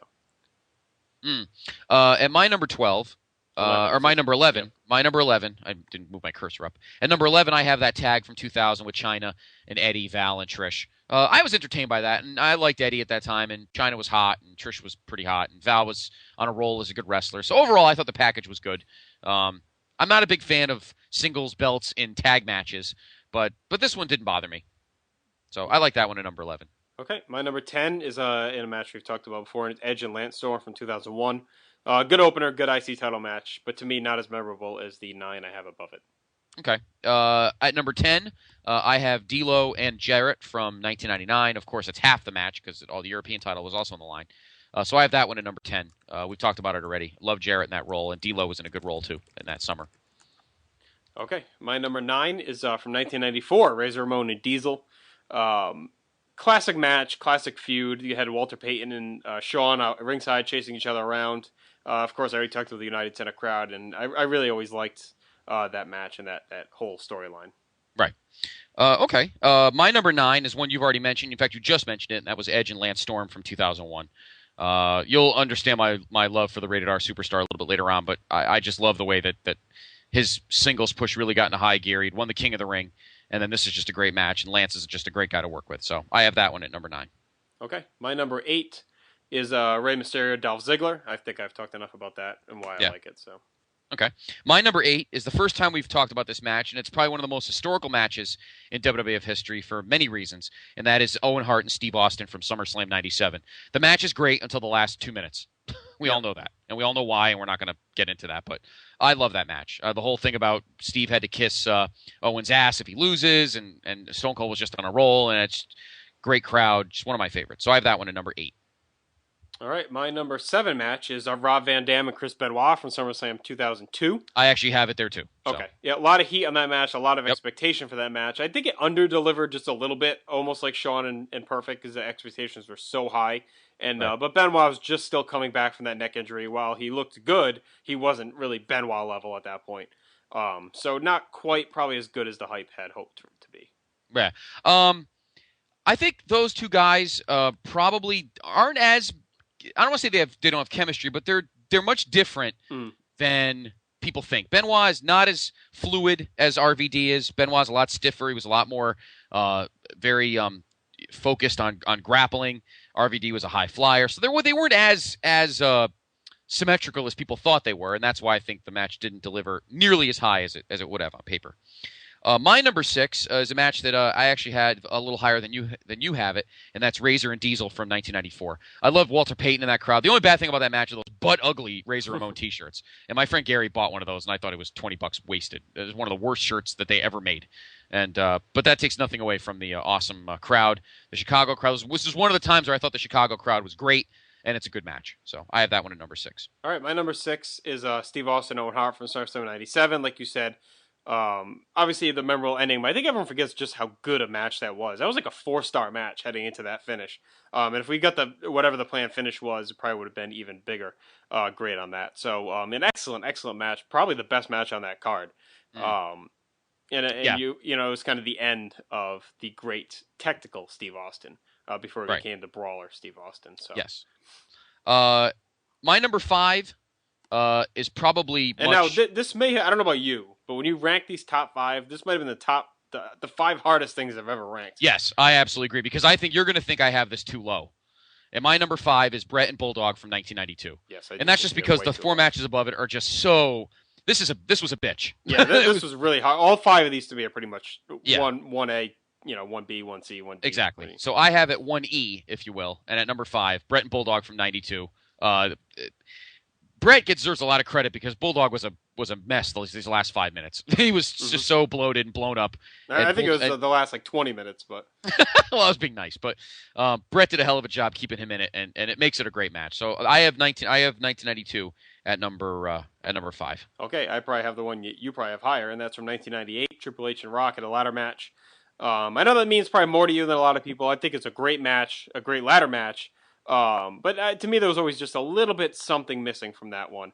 But they definitely went and did what, and they would do this again over the years, what a lot of people maybe thought that they couldn't do at that point, and that is deliver a great gimmick ladder match. Of course, I do have that one higher. My number 4 match, and I won't totally go crazy with it because we talked about it last week, and that's Bret and Perfect. Bret Hart, Mr. Perfect from SummerSlam '91. Tremendous match. Could have been better if Perfect was healthy, but that doesn't take away from what it is at face value. Easily one of the 5 greatest, and definitely belongs here. And it's tough to put it. It's tough to put it lower than this, and it could be higher depending on your mood. But I have it at number 4. Okay, and I do have it slightly higher. My number 4 is from SummerSlam '95, and that is the Razor Ramon Shawn Michaels ladder match. A lot of fans and pundits actually like this one better than the WrestleMania 10 match. I don't, only because I like the face-heel dichotomy at 10 better. The face-face angle on it kind of takes a little bit away from me, even though technically maybe it's a better match. But still a great match. I mean, tremendous. The two just beat the shit out of each other with that ladder. They call back to WrestleMania 10 and the finish and everything else. So Shawn, of course, gets his win back and wins the IC title. I have that one. I agree. I have that one at number 3. That's my number 3 match. And I agree with you. The heel Shawn at the Garden made the match a little better in that aspect from a psychology perspective than this one. This one was just 2 guys who wanted to try and steal the show again. And they did. For the most part, that was the best thing about that show, except for the opener. And it's just a tremendous match. But it doesn't have that same sizzle that the one at WrestleMania 10 did. I agree with that. Number 2. No, I didn't do my number 3. Oh, you didn't? Oh, I thought you did. I'm sorry. Go ahead. My number 3 is Bret and Perfect. Okay. SummerSlam '91. We just talked about it. So. Okay. My number 2, and you thought I had this at number 1. I bet you thought I would. I don't. My number 2, SummerSlam Intercontinental title match of all time is The Ultimate Warrior and Rick Rude from 1989. I actually have that in the same spot as well. Okay. We won't get into it. We did it already. It's one of my favorites of all time. Yes. Period. Carried, of course, as well by the Jesse. Tremendous commentary. Yes, exactly. And my number 1, and you probably think I'm being favoritist because the guy's in it, but I still think it's a career-creating match for both of them. And I have Rock and Triple H in the ladder match from 1998. The match made these guys' careers. Got them. To me, the importance of pushing them into the stratosphere made this match even more important than just being for the title. A lot of people thought the ending was dumb with the nut shot by Chyna and all that crap, but it all tied together for me. And the only thing that made it bad was that Triple H really never held it because then he hurt his knee and had to put it up in a tournament anyway. So, it kind of ruined it that he didn't really get to defend it. But to me, it's SummerSlam's greatest Intercontinental title match simply for historical purposes. All right, my number 1 IC title match is the one you had, obviously number 5, and that's from 1992, Bret and Bulldog. To me, I had a feeling you had that at number 1. You said that Triple H Rock is a star maker. To me, this was the star maker because this proved that Bret Hart was more than just an excellent upper mid-card guy. This proved he could be the man. going out there in a hostile environment like that, carrying a subpar worker compared to him to a great match, going almost nearly a half an hour with a great storyline behind it, a technical masterpiece with these two guys. And you could tell in this match he handheld Bulldog all the way through and delivered an instant classic. And really, this was the match that basically propelled him to the world title 2 months later. So to me, that is definitely the best IC title match in SummerSlam history. Okay. Well, again, those 5, 92, 91, 95, 89, and 98. Yeah. It all depends on what your mood is. But clearly those are the 5 greatest IC title matches in SummerSlam history. Some say in WWF history. Of course, you throw in some others. But, yeah, for those that try to rank these yourselves, I guarantee you will have these 5 in your top 5 in some order. But I have 1998. Justin has 1992. Okay, let's run through the main events. Now, as you mentioned, we have more main events than we do have SummerSlams. There were a few cards where we considered a double main event. And to me, when we set this criteria, that meant the show, you didn't really know what match was going to go on last prior to the show. There are some where you have 2 title matches, some where you have 2 big matches. But, a lot of those, like, say, 2002, you knew Shawn Michaels and Triple H wasn't going to go last. It was Rock Brock. To me, that was the main event. But then you have some like 1990 that were promoted as a double main event. 1990. What's the other one I had in my mind? I don't know. 2001. That was another one where it could have gone either way.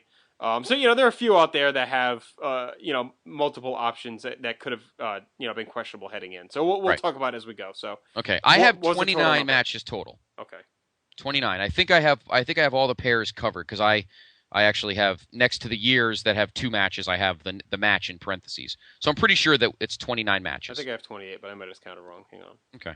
All right. Well, I'll start and tell me. We'll see if we miss them. My number 29, which to me is the worst SummerSlam main event of all time, and it was the easiest choice for me of the whole. Yeah, of every I have 28. list.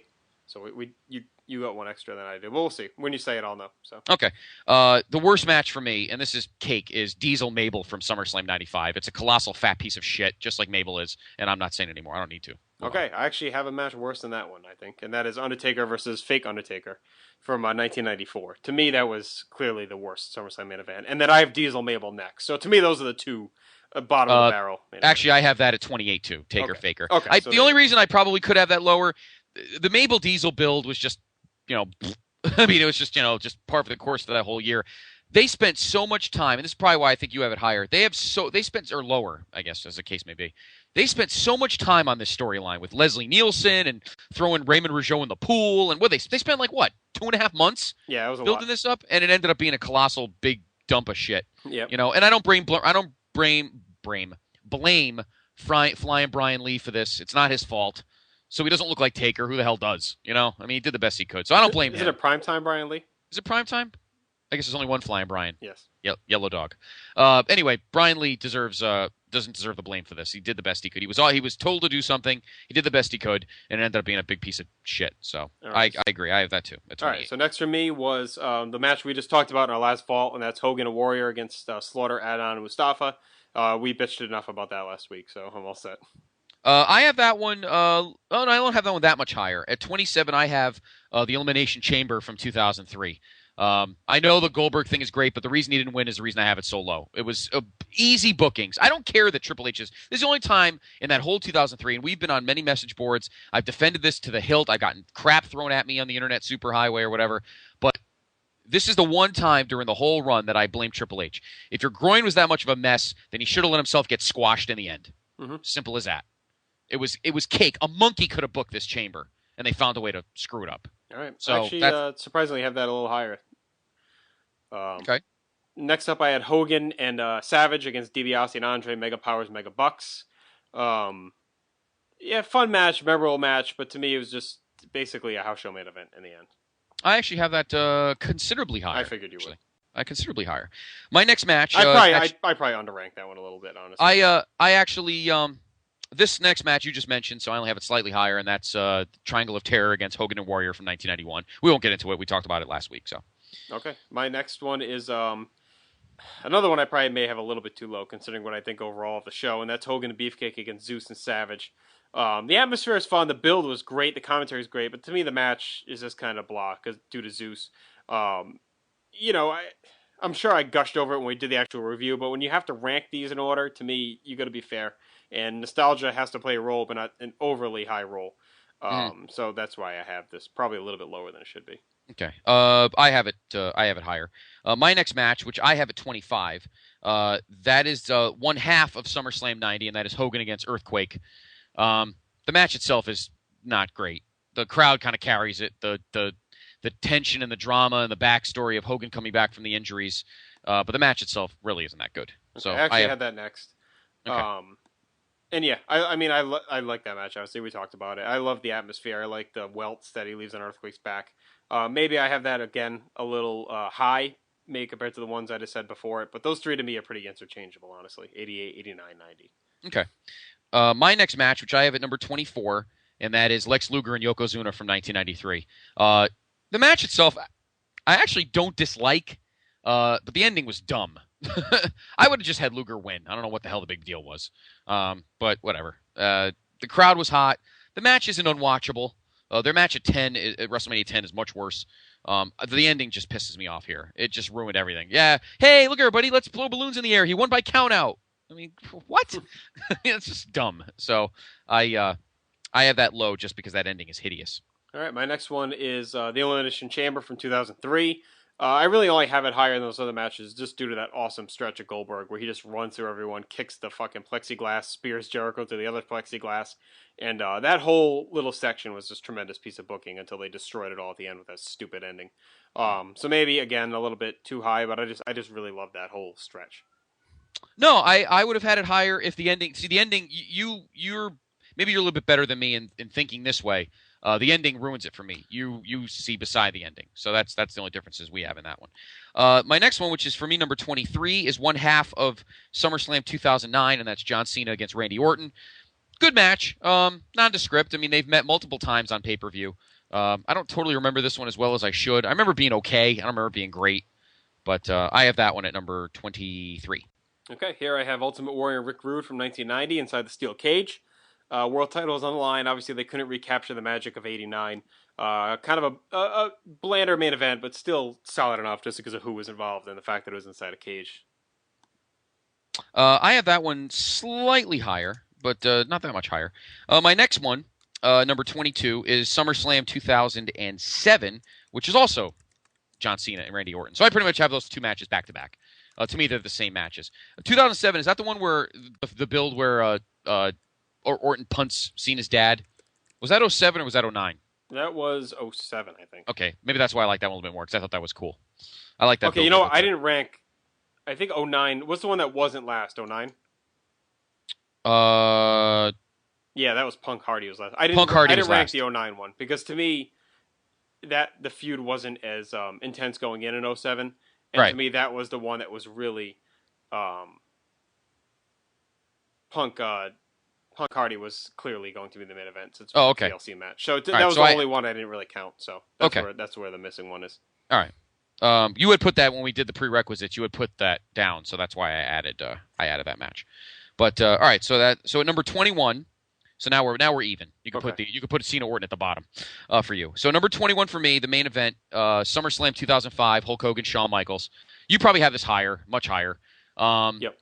The match is not great. I mean, it's okay. It's entertaining, but Hogan just does nothing here. He brings nothing to the table. Shawn pretty much picks him up, puts him on his shoulder, and carries him through 20 minutes. He's a big lump of crap. He gets his win in the end, and Shawn has to earn the last, the first 19 minutes, and then Hogan gets to win it in the last 2 minutes. So that pisses me off. So that's why I have that match lower than you probably do, because for a match with such a great build and such a high profile, Hogan could have brought more to this, and he didn't. So that's my take on that one. I have that one at 21. Okay. Next up, I have Lex Luger Yokozuna from 93. Surprisingly, a very good match compared to what was expected. It's two guys worked really hard. There's a lot of heat. Outside, of course, the ending was pretty stupid in the long run. But to me, when you actually watch that match, I think I have to give them extra credit just for how hard they worked and for how surprising it ended up being. Okay. We are now in the top 20. At number 20 for me, from SummerSlam 2001, Rock and Booker T. I actually like the weird handicap with Shane the following month better than this. But this isn't a terrible match. It's good. I think the chemistry is not exactly there. The two never met each other in the ring. So, I think that hurts it a little bit. But it was very entertaining. Crowd was hot. But I have that at number 20. Okay. My number 19 is Cena and Orton from 2007. Like we said, we like the build. Those two guys usually have pretty good chemistry. And this was the surprising one, right? Where, was that 2007? Yeah. Yeah. That was a surprising one where they had the, that's where Cena won clean. I'm thinking of the next one where they had the reverse DQ, but, yeah, I like that. I like that match. Solid match, really good angle coming in. And of course the split crowd as well. So, my number 19 is one you already mentioned, and that is Hogan Beefcake versus Savage and Zeus from SummerSlam '89. As much as I love that show, this match is underwhelming. Probably because Zeus is a big fucking paperweight. But extra points because Beefer brings it too. So, but this match is good but not great. So I have that at 19. My 18 is from 1999. Steve Austin, Triple H, and Mankind. Highlight to me was Jesse Ventura as referee. I kind of didn't like all the political stuff going on around this match where, all the rumors circulating where Austin didn't want to put over Triple H and they had Mankind win, and the whole fact that Mankind probably only won just so Jesse could raise the hand of a face, and then he transitioned the next night, and all the fucking build-up where they changed this match, 100 million times in the 2 weeks leading up to the show. To me, it was a little underwhelming for the three big Attitude Era stars being in the ring at once. Jesse kind of, as good as he was, he almost even overshadowed the match itself. So, I actually have that match a lot higher. My number 18 is one you already mentioned, and that's Warrior and Rude from 1990. Good cage match. Warrior won. He had nothing else to do, so no other opponents. And the Philly crowd gave him a good pop at the end. So I have that one at number 18.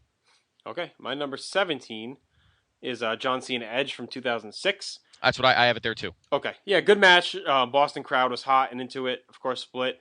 And a surprising ending because of course you assume Cena was going to win in his hometown, but Edge ends up stealing the win. So memorable match and a good match. On a side note, was there ever a better opportunity? You had a great feud between two guys, and the two consecutive pay-per-views would each be in their hometowns. Yep. Isn't that crazy? Probably funny. Obviously, Unforgiven the following month was in, and the guys won each. It's like they each won road games. It's very funny. Basically. Yeah, it's pretty funny. At number 16, okay, so go ahead. I already did my 17, so you're number 16.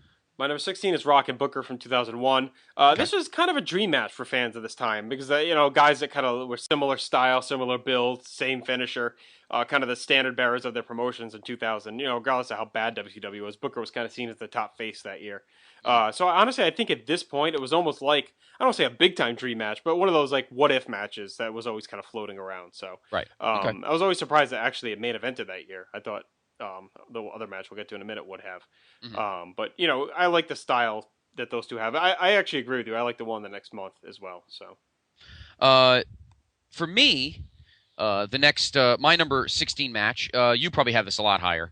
And that is the other half from 2003, Kurt Angle and Brock Lesnar. Great match. I like their match at 19 better, but this match is very good. And obviously they would have an awesome match in September on TV. But I like this one. I like this one a lot.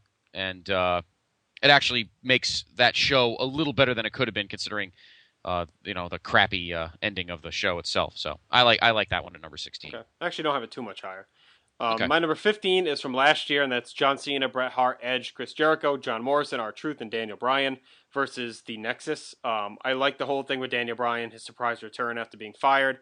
It was cool seeing Bret Hart involved, even though he didn't do much. And the match itself was pretty awesome until the end, just totally screwed everything up, where Cena no-sells the DDT on the concrete, gets up, and then just ends up winning the match. And really that, to me, the fact that I ranked this low is because it really sealed The Nexus. They had been shit on a little bit leading up to the show, but this was their chance to kind of rejuvenate the group. They should have had them win this match without a doubt. And Cena did not need the win, and he kind of made Nexus look like bitches after this. So, I actually have that match a little higher. My number 15 match, you probably have this a lot higher, and that is Brock and Rock from 2002. This match on paper probably should have been lower because you'd think these two have nothing to do with each other. I cannot believe you have this low. And I have some other stuff a little higher. So there's one match that I have higher that you probably think I'm crazy, but that's okay. That's what makes these shows great. I think this match is great, but there's others that I like better. There's one match that I have higher that you're probably going to think I'm insane, but I have this match at number 15. Okay. So my number 14 is the one you just talked about, 2003, Kurt and Brock. Yeah, it's definitely a step back from WrestleMania 19. It hurts here that they both... actually, no, Brock had turned heel at this point, right? yes, yeah, okay, he did. So he was the heel. Vince at ringside takes away from a lot of it, his whole antics, stomping around and making faces and getting involved. And then he takes the unnecessary angle slam on the chair just for the fucking shits and giggles. Angle wins clean, surprisingly enough, as well. So, good match, very good match, but not as great as you would expect from those two guys. Right. My number 14, you already mentioned. You're gonna think I'm nuts, but but that's last year's WWE versus Nexus. I just love the match. I like Skip Sheffield. I like Tarver. I miss those guys, believe it or not. And take away from the end, which was extremely annoying. The first 30-something minutes was a lot of fun. So I have a soft spot for that match at number 14. Okay. My number 13 is from 1996, Shawn Michaels and Vader. I have that match too. Okay, yeah, I love this match a lot. I wish it was a little bit better. I don't really care for all the false finishes in the middle, but these guys work well together, as you would expect. Shawn in his prime of his first run, and of course Vader before they really beat him down mentally. This was pretty much his peak as a monster in the WWF. Yes. So he probably should have went over here, but didn't. Yeah. But still a very good match. I agree. And Shawn this was one of his temper tantrum bitch fests in the middle that took away from it as well too. So. What do you're up now since I passed mine, so that's my number 13. So right, we are at number 12. My number 12 is from 2000, Rock, Triple H, Kurt Angle. A lot of heat coming to this in the midst of the whole Stephanie storyline. Rock almost felt like an extra piece to this, though. Honestly, these two guys both wanted the title, but they kind of were more at each other's throats, but they were being forced to work together. Of course, the match ends up getting a monkey wrench thrown in it because Kurt gets pedigreed. Is it the pedigree that knocks him out, or the rock bottom? No, it's the pedigree. Well, he on the table, right? Well, it's not even a pedigree. Triple H doesn't even get a chance to jump. He lifts up, and then the table just falls apart, and right. Kurt's face hits the cement. Yes, and Kurt knocks himself loopy, and he has to leave and then come back, and he's out of it. So that kind of, to me, hurt the match a little bit, and Rock gets the surprising... I thought it was kind of a surprising win that Rock won clean there, honestly. The way they were trading the title back and forth that year. My number 12 is a match you have not mentioned yet, so you must really like it. Unless I don't think you mentioned yet. And that's Randy Orton and Chris Benoit from SummerSlam 2004. Really good match. The crowd chanting for Orton, and the reason why I hate this Toronto crowd because they kind of fucked him in the end because I think the fans the writers listened to this crowd cheering for Orton, and then they ended up screwing him in the end anyway. So, but the match itself I like a lot. I thought Orton did a good job. Benoit was on a roll that year, of course, and I think Orton did a good job of keeping up with him. So that's why I have that one at number 12. All right, my number 11 is Shawn Michaels and Hulk Hogan from 2005. Dream match of all dream matches, really. Kind of came out of nowhere in the summer, but the build to this was fantastic. Thanks all to Shawn. Shawn's pinball selling is ridiculous, but to me, I don't know. It made the match memorable, and maybe I have it a little high because now I'm thinking about how pissed off I am about the Hogan thing. How he barely wrestles, and then he barely has any offense, and he hits the big boot and dances around for 10 minutes while Shawn lays there. But to me, it was a memorable main event, a big time main event, a big name main event. So maybe a little high, but I always enjoy watching it. Okay, my number, what are we on? Number 11, and that is Undertaker and Edge, Hell in a Cell from 2008. Obviously, everyone knows how I feel about Edge and how I feel about Hell in a Cell, so it worked perfectly. And the dramatics at the end with the hole and the choke slam through it and the fire, and I just think that's cool. I've always enjoyed all those kind of histrionics when they fit. Sometimes they don't, but in this case they did. So that's why I have this one at number 11. Okay, my number 10. 1 second, I lost it. Okay, number 10, I have CM Punk and Jeff Hardy, TLC from 2009. This was really Punk's ascension to being, the top heel that we know him to be today. Really kicking in with the whole straight edge stuff, picking on Jeff Hardy, and Jeff Hardy puts over Punk on his way out the door. Punk wins the title in the TLC, or he had the title already, right? He defends it here. That was a good feud they had going on over that summer on SmackDown, over the whole straight edge drug user Jeff Hardy stuff. And this match was an excellent way to cap off that show. Mm-hmm. I actually have that slightly higher. My number 10, you're going to think I'm probably bonkers for having it this high. Maybe it's just the historical purposes, and I always have soft spots for the older shows, but I have the Mega Bucks versus the Mega Powers from 1988 here. I know the match isn't the greatest, but I love the build. I love Jesse as the ref. I even can turn past the absolutely unlistenable, garbled nonsense of Superstar Billy Graham at commentary. Well, brother. He's got to do going in there, and brother, they got to come back. What did they write it for him? Anyway, I took away taking that out of it. I just love the match. Crowd's hot. Elizabeth ripping her, and that was very cutting edge at the time. Elizabeth ripping her dress off in little skivvies. Mm-hmm. That was pretty cutting edge for 1988 standards. So I have that one at number 10. All right, my number 9 is Undertaker Edge Hell in a Cell, which you just mentioned. Great match, great Hell in a Cell, capped off their really good feud from that year. And I enjoyed the stuff at the end too, where he chokeslams Edge straight to hell, pretty much. Okay, number 8. We're at number 9. Number 9 is I have. I didn't really think about it till you said it earlier, but my number 9 is Rock. No, that should be your number 8. This should be your 8. Oh, okay, my number 8. No, I'm sorry. No. It is number 9. Yeah. My number 9 is Rock, Angle, and Triple H from 2000. I didn't think I kind of liked the whole Rock as the, laughing at the two of them as idiots, arguing over Stephanie while he was the champion, and then just kind of use their idiocy to take advantage of it and get the win. I didn't have a problem with it. Obviously, and I also give a lot of props to two guys who no one ever thought at the time, could do what they did, and that's improvise. Rock and Triple H did a good job of keeping that match going with Kurt knocked into next Christmas. And then, the end was a little hokey with, him carrying Stephanie off, but I had no problem with it. I like this match. I have it at number 9. All right, my number 8 is 1997, Bret Hart and The Undertaker. The host of Shawn Michaels is a guest referee. In the midst of the Hart Foundation angle, Bret wins his 5th title. Of course, the great chair shot and the spit at the end. Very good match. Not as good as their match at One Night Only, but a very good match between these two guys. That really needed to deliver a good match based on their history together. Mm-hmm. I actually have that higher. My number 8 is a match that I know you probably have very high. Although I don't have it low, but I bet you definitely have it obviously higher than I do. And that's from 1992, Randy Savage and the Ultimate Warrior. I know you love this match. And I do too. I wanted, knowing that Warrior could have turned heel, which probably would have been a fascinating. Oops, sorry, my mic fell there. Which would have been a fascinating dynamic. Having Warrior as a heel champion would have been kind of cool. I don't know what that would have done for Bret's title win a couple months later, but that would have been interesting. But that would have made the match higher for me if that was the ending. But the match itself, I like a lot. I thought these two had good chemistry together. We know that already from their match at WrestleMania 7, but this is just as good. So I have this one at number 8. All right, my number 7 is from 2004, Chris Benoit and Randy Orton. Excellent match. Of course, the match the next night was even better, but this really made Orton into a star. He had been having a really good 2004, but Benoit really put him over strong. Benoit's title run ended a little prematurely there, and Orton, of course, would be rushed into being the main babyface, which is really unnecessary, but the match itself is really, really good. Mm-hmm. Okay, my number 7 match is a match that you had very low, and that is Stone Cold, Triple H, and Mankind from 1999. I thought the crowd was great. I thought Jesse was good.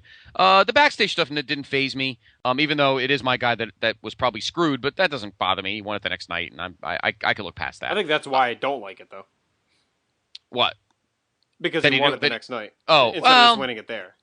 Yeah, I don't know. I just thought the match itself was good, and hey, it's Stone Cold in the end never got any shit for it, so maybe who knows if it's even true, but I don't know. I have nothing against the match itself. I like Jesse. I like when he what does he say to Shane? Something about tell your father you're a sick, stupid little bastard. Or no, that one's for your father, you silly bastard. You silly, you stupid bastard, or something like that. Yeah, I know. I like that match. I have a soft spot. I like it, and I know the backstage stuff is known to kind of ruin it, but it does ruin it for me. It's one of my more favorite triple threats. Okay, my number 6 is the one you just talked about, Warrior Savage from '92. Love that match. Love that whole storyline with Perfect and Flair playing the mind games. Those two guys had great chemistry and brought back memories of WrestleMania 7, just a different style, much more hard hitting this time around. And of course, there's really Savage's.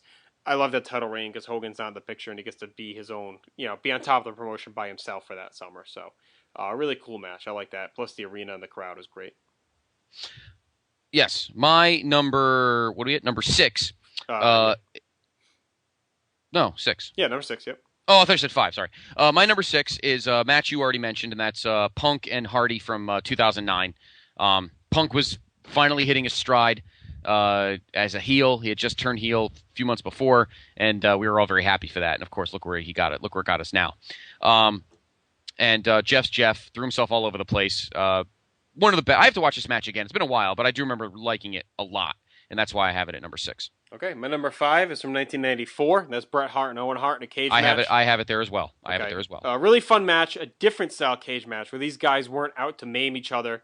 They just wanted to win. Owen wanted to escape the cage. That was his goal. He wanted to take his brother's title. He wasn't looking to bloody his brother or beat his brother. He had already beaten him once. He just wanted that title. So the whole match is him trying to escape and Bret trying to stop him. And then you have the awesome stuff in the aftermath, of course, where the Anvil takes out Bulldog at ringside and then hops in the cage and they're beating the crap out of Bret and the family's climbing the cage trying to get in to save him. Yeah. Oh, yeah. And just like, Wild Horseman, classic NWA Stampede level stuff.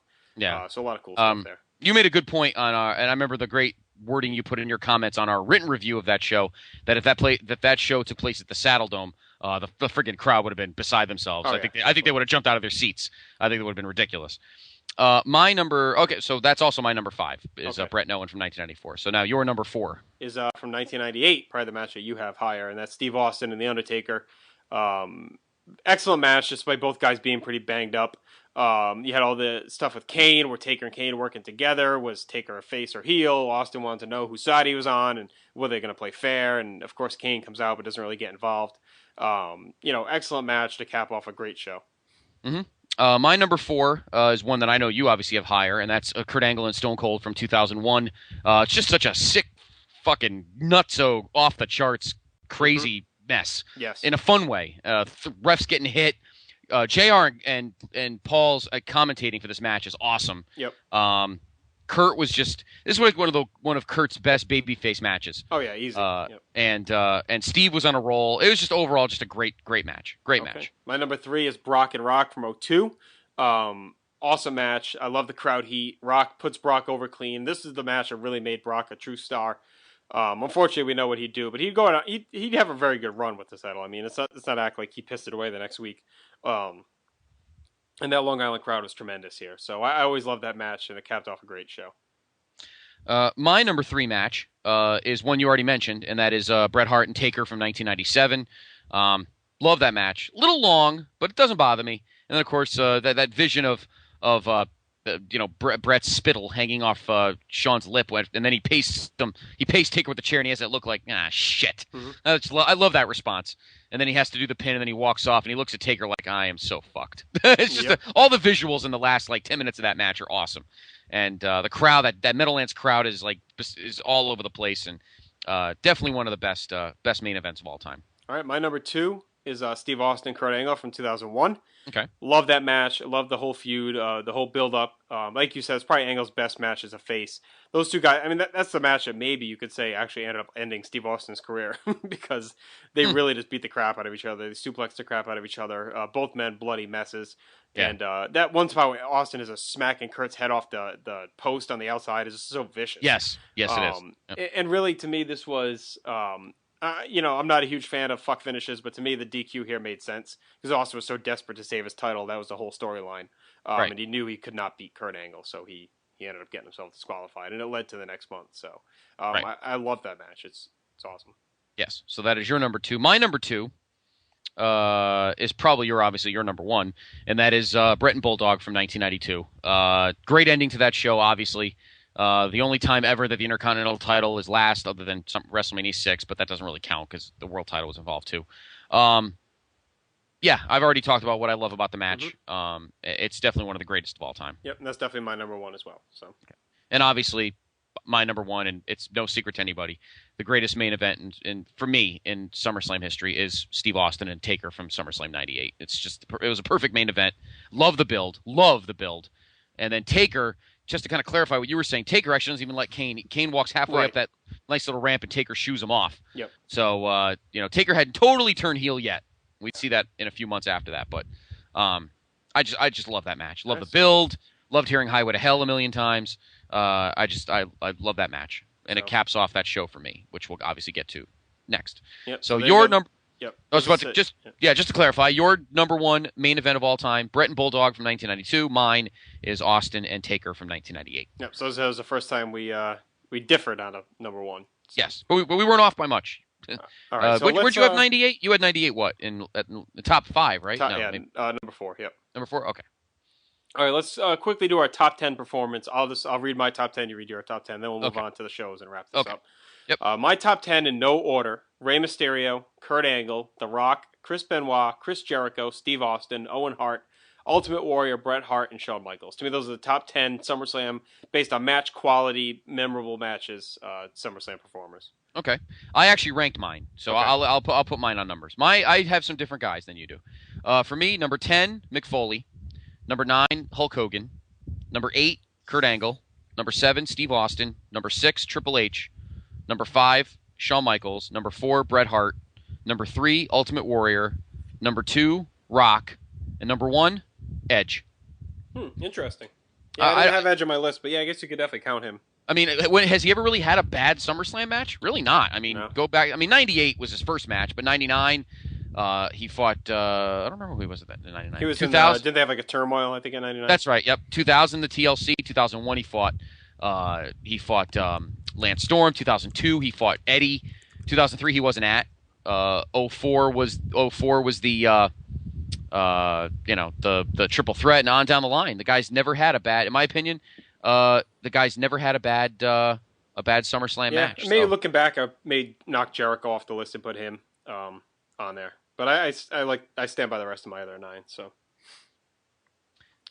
okay, let's wrap this up by going through the order of our SummerSlam. So now, how many are there total? 23. Okay, so 23.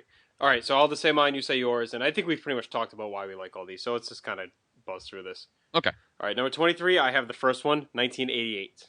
I have 2003. Okay. Then I have 2010, last year's show. 2006. Okay. Then I have 2007. 1995. 2003. 2004. Let's see here.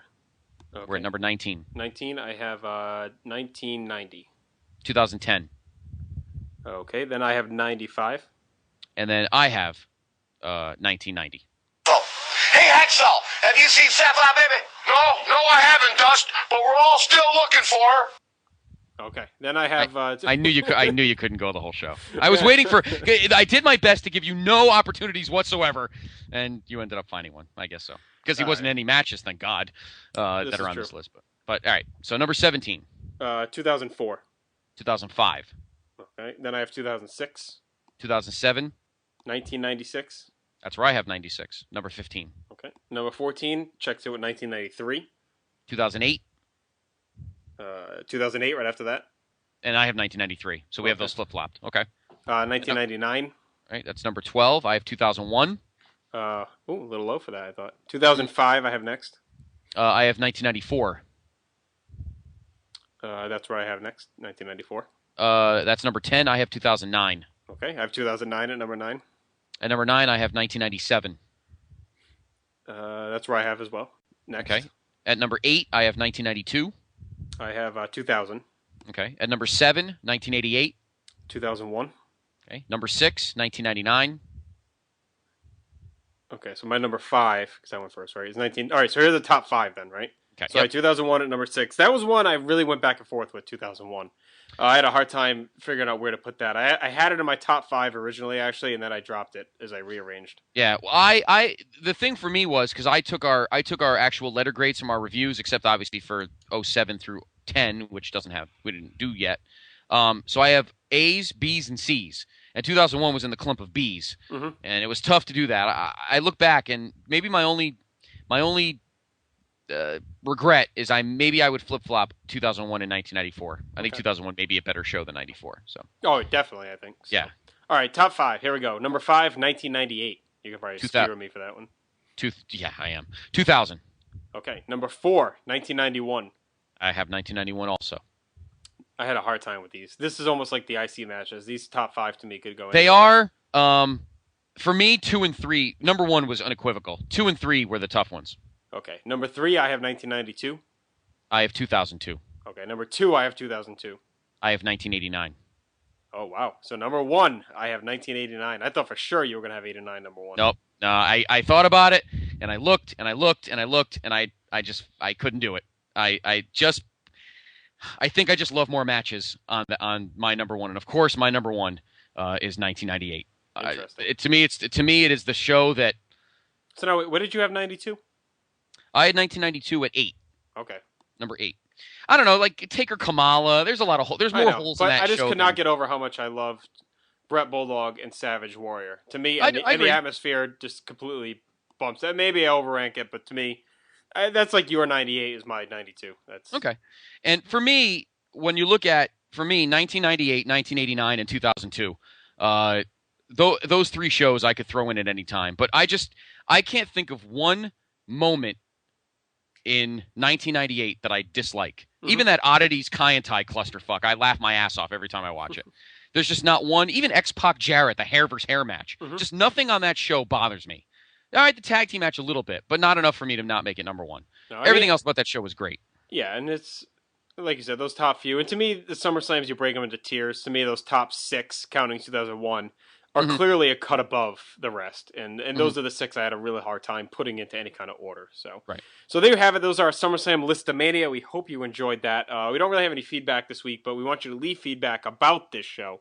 Compare your list, break your list down on the Facebook page, on the message board, Bigelow34proboards.com, or at Graham's page, the History of WWE Facebook page as well. So one last thing we wanted to do, though, is our buddy Graham's friend, Jackie Feist. Yes. She is starting her own podcast as well, affiliated with Graham, and she asked us to read this press release she wrote up. So, from the History of WWE.com presents Triple Talk Wrestling Radio, debuting Thursday, August 11th. So it's this week, this Thursday. Yep. Pro wrestling fan site, historyofwrestling.com, is proud to present Triple Talk Wrestling Radio on Thursday, August 11th. The show will be hosted by pro wrestling, political, and video game podcaster Jackie Feist, and co-hosted by WWE history buff Teddy Prentice, an OWW radio host and veteran wrestling journalist Alan Wojcik. I'm very excited to this new endeavor with the History of WWE website, says Wojcik. It will be fun to meet a new audience that's hungry for 3 different opinions. I think Jackie and Teddy are going to have fun, and I am just along for the ride. I'm excited to finally be hosting my own podcast, says Feist. I've been a recurring guest on several podcasts, but I've never had my own. To be a female hosting a sports entertainment podcast is unique in and of itself, and I'm very excited. The show, originally scheduled to debut the morning of SummerSlam 2011, came together so well and so quickly, it will now debut Thursday, August 11th. The show is hosted exclusively at the History of WWE.com. We'll start with an intro to the host and go into a preview of the upcoming pay-per-view. Any questions can be posted to the show host, Jackie Feist, at jackiefeist@gmail.com, and a commercial for the event can be found, and there's a YouTube link. We can throw that up on our Facebook page. So I hope I'm pronouncing Jackie's last name, and I apologize. If I am not, I don't think it would be Feast. I think it's Feist. So Miss Jackie Feist will be hosting Triple Talk Wrestling Radio. So definitely check that out. I'm sure it's going to be great if Graham's behind it. He's definitely helped propel us. Yes. And I just told Jackie we'd love to have her on once we get a show that isn't as jam-packed as this one is. So there you go. We've already run pretty long, so we're going to start wrapping things up. Hope you enjoyed our SummerSlam List-A-Mania. Hope it got you in the mood for this weekend SummerSlam. We will be back, of course, on either tomorrow or, well, it'll probably be posted later in the week. We may be taping it tomorrow, but that'll be, of course, Survivor Series 1991 Vintage Vault. And from there, we're going to also maybe be back Friday. We're going to see with a little special treat for you previewing this year's SummerSlam. So we'll see how that goes if we have time to squeeze that in for you. And, of course, next Monday is our big interview with Stevie Richards. Please get your questions in if you haven't yet on the Facebook page, on the message board, on the email, however you want. So thank you always for listening. And Scott, anything else you got to say before we wrap up? No. Maybe later in the week, as you mentioned, we might do a quickie little SummerSlam preview picks as the week progresses and more matches are added. So stay tuned for that, too. Yep. So there you have it. From my PIC, Scott Criscolo, I'm Just Rosero. We will talk to you next time from inside the Vintage Vault. Peace.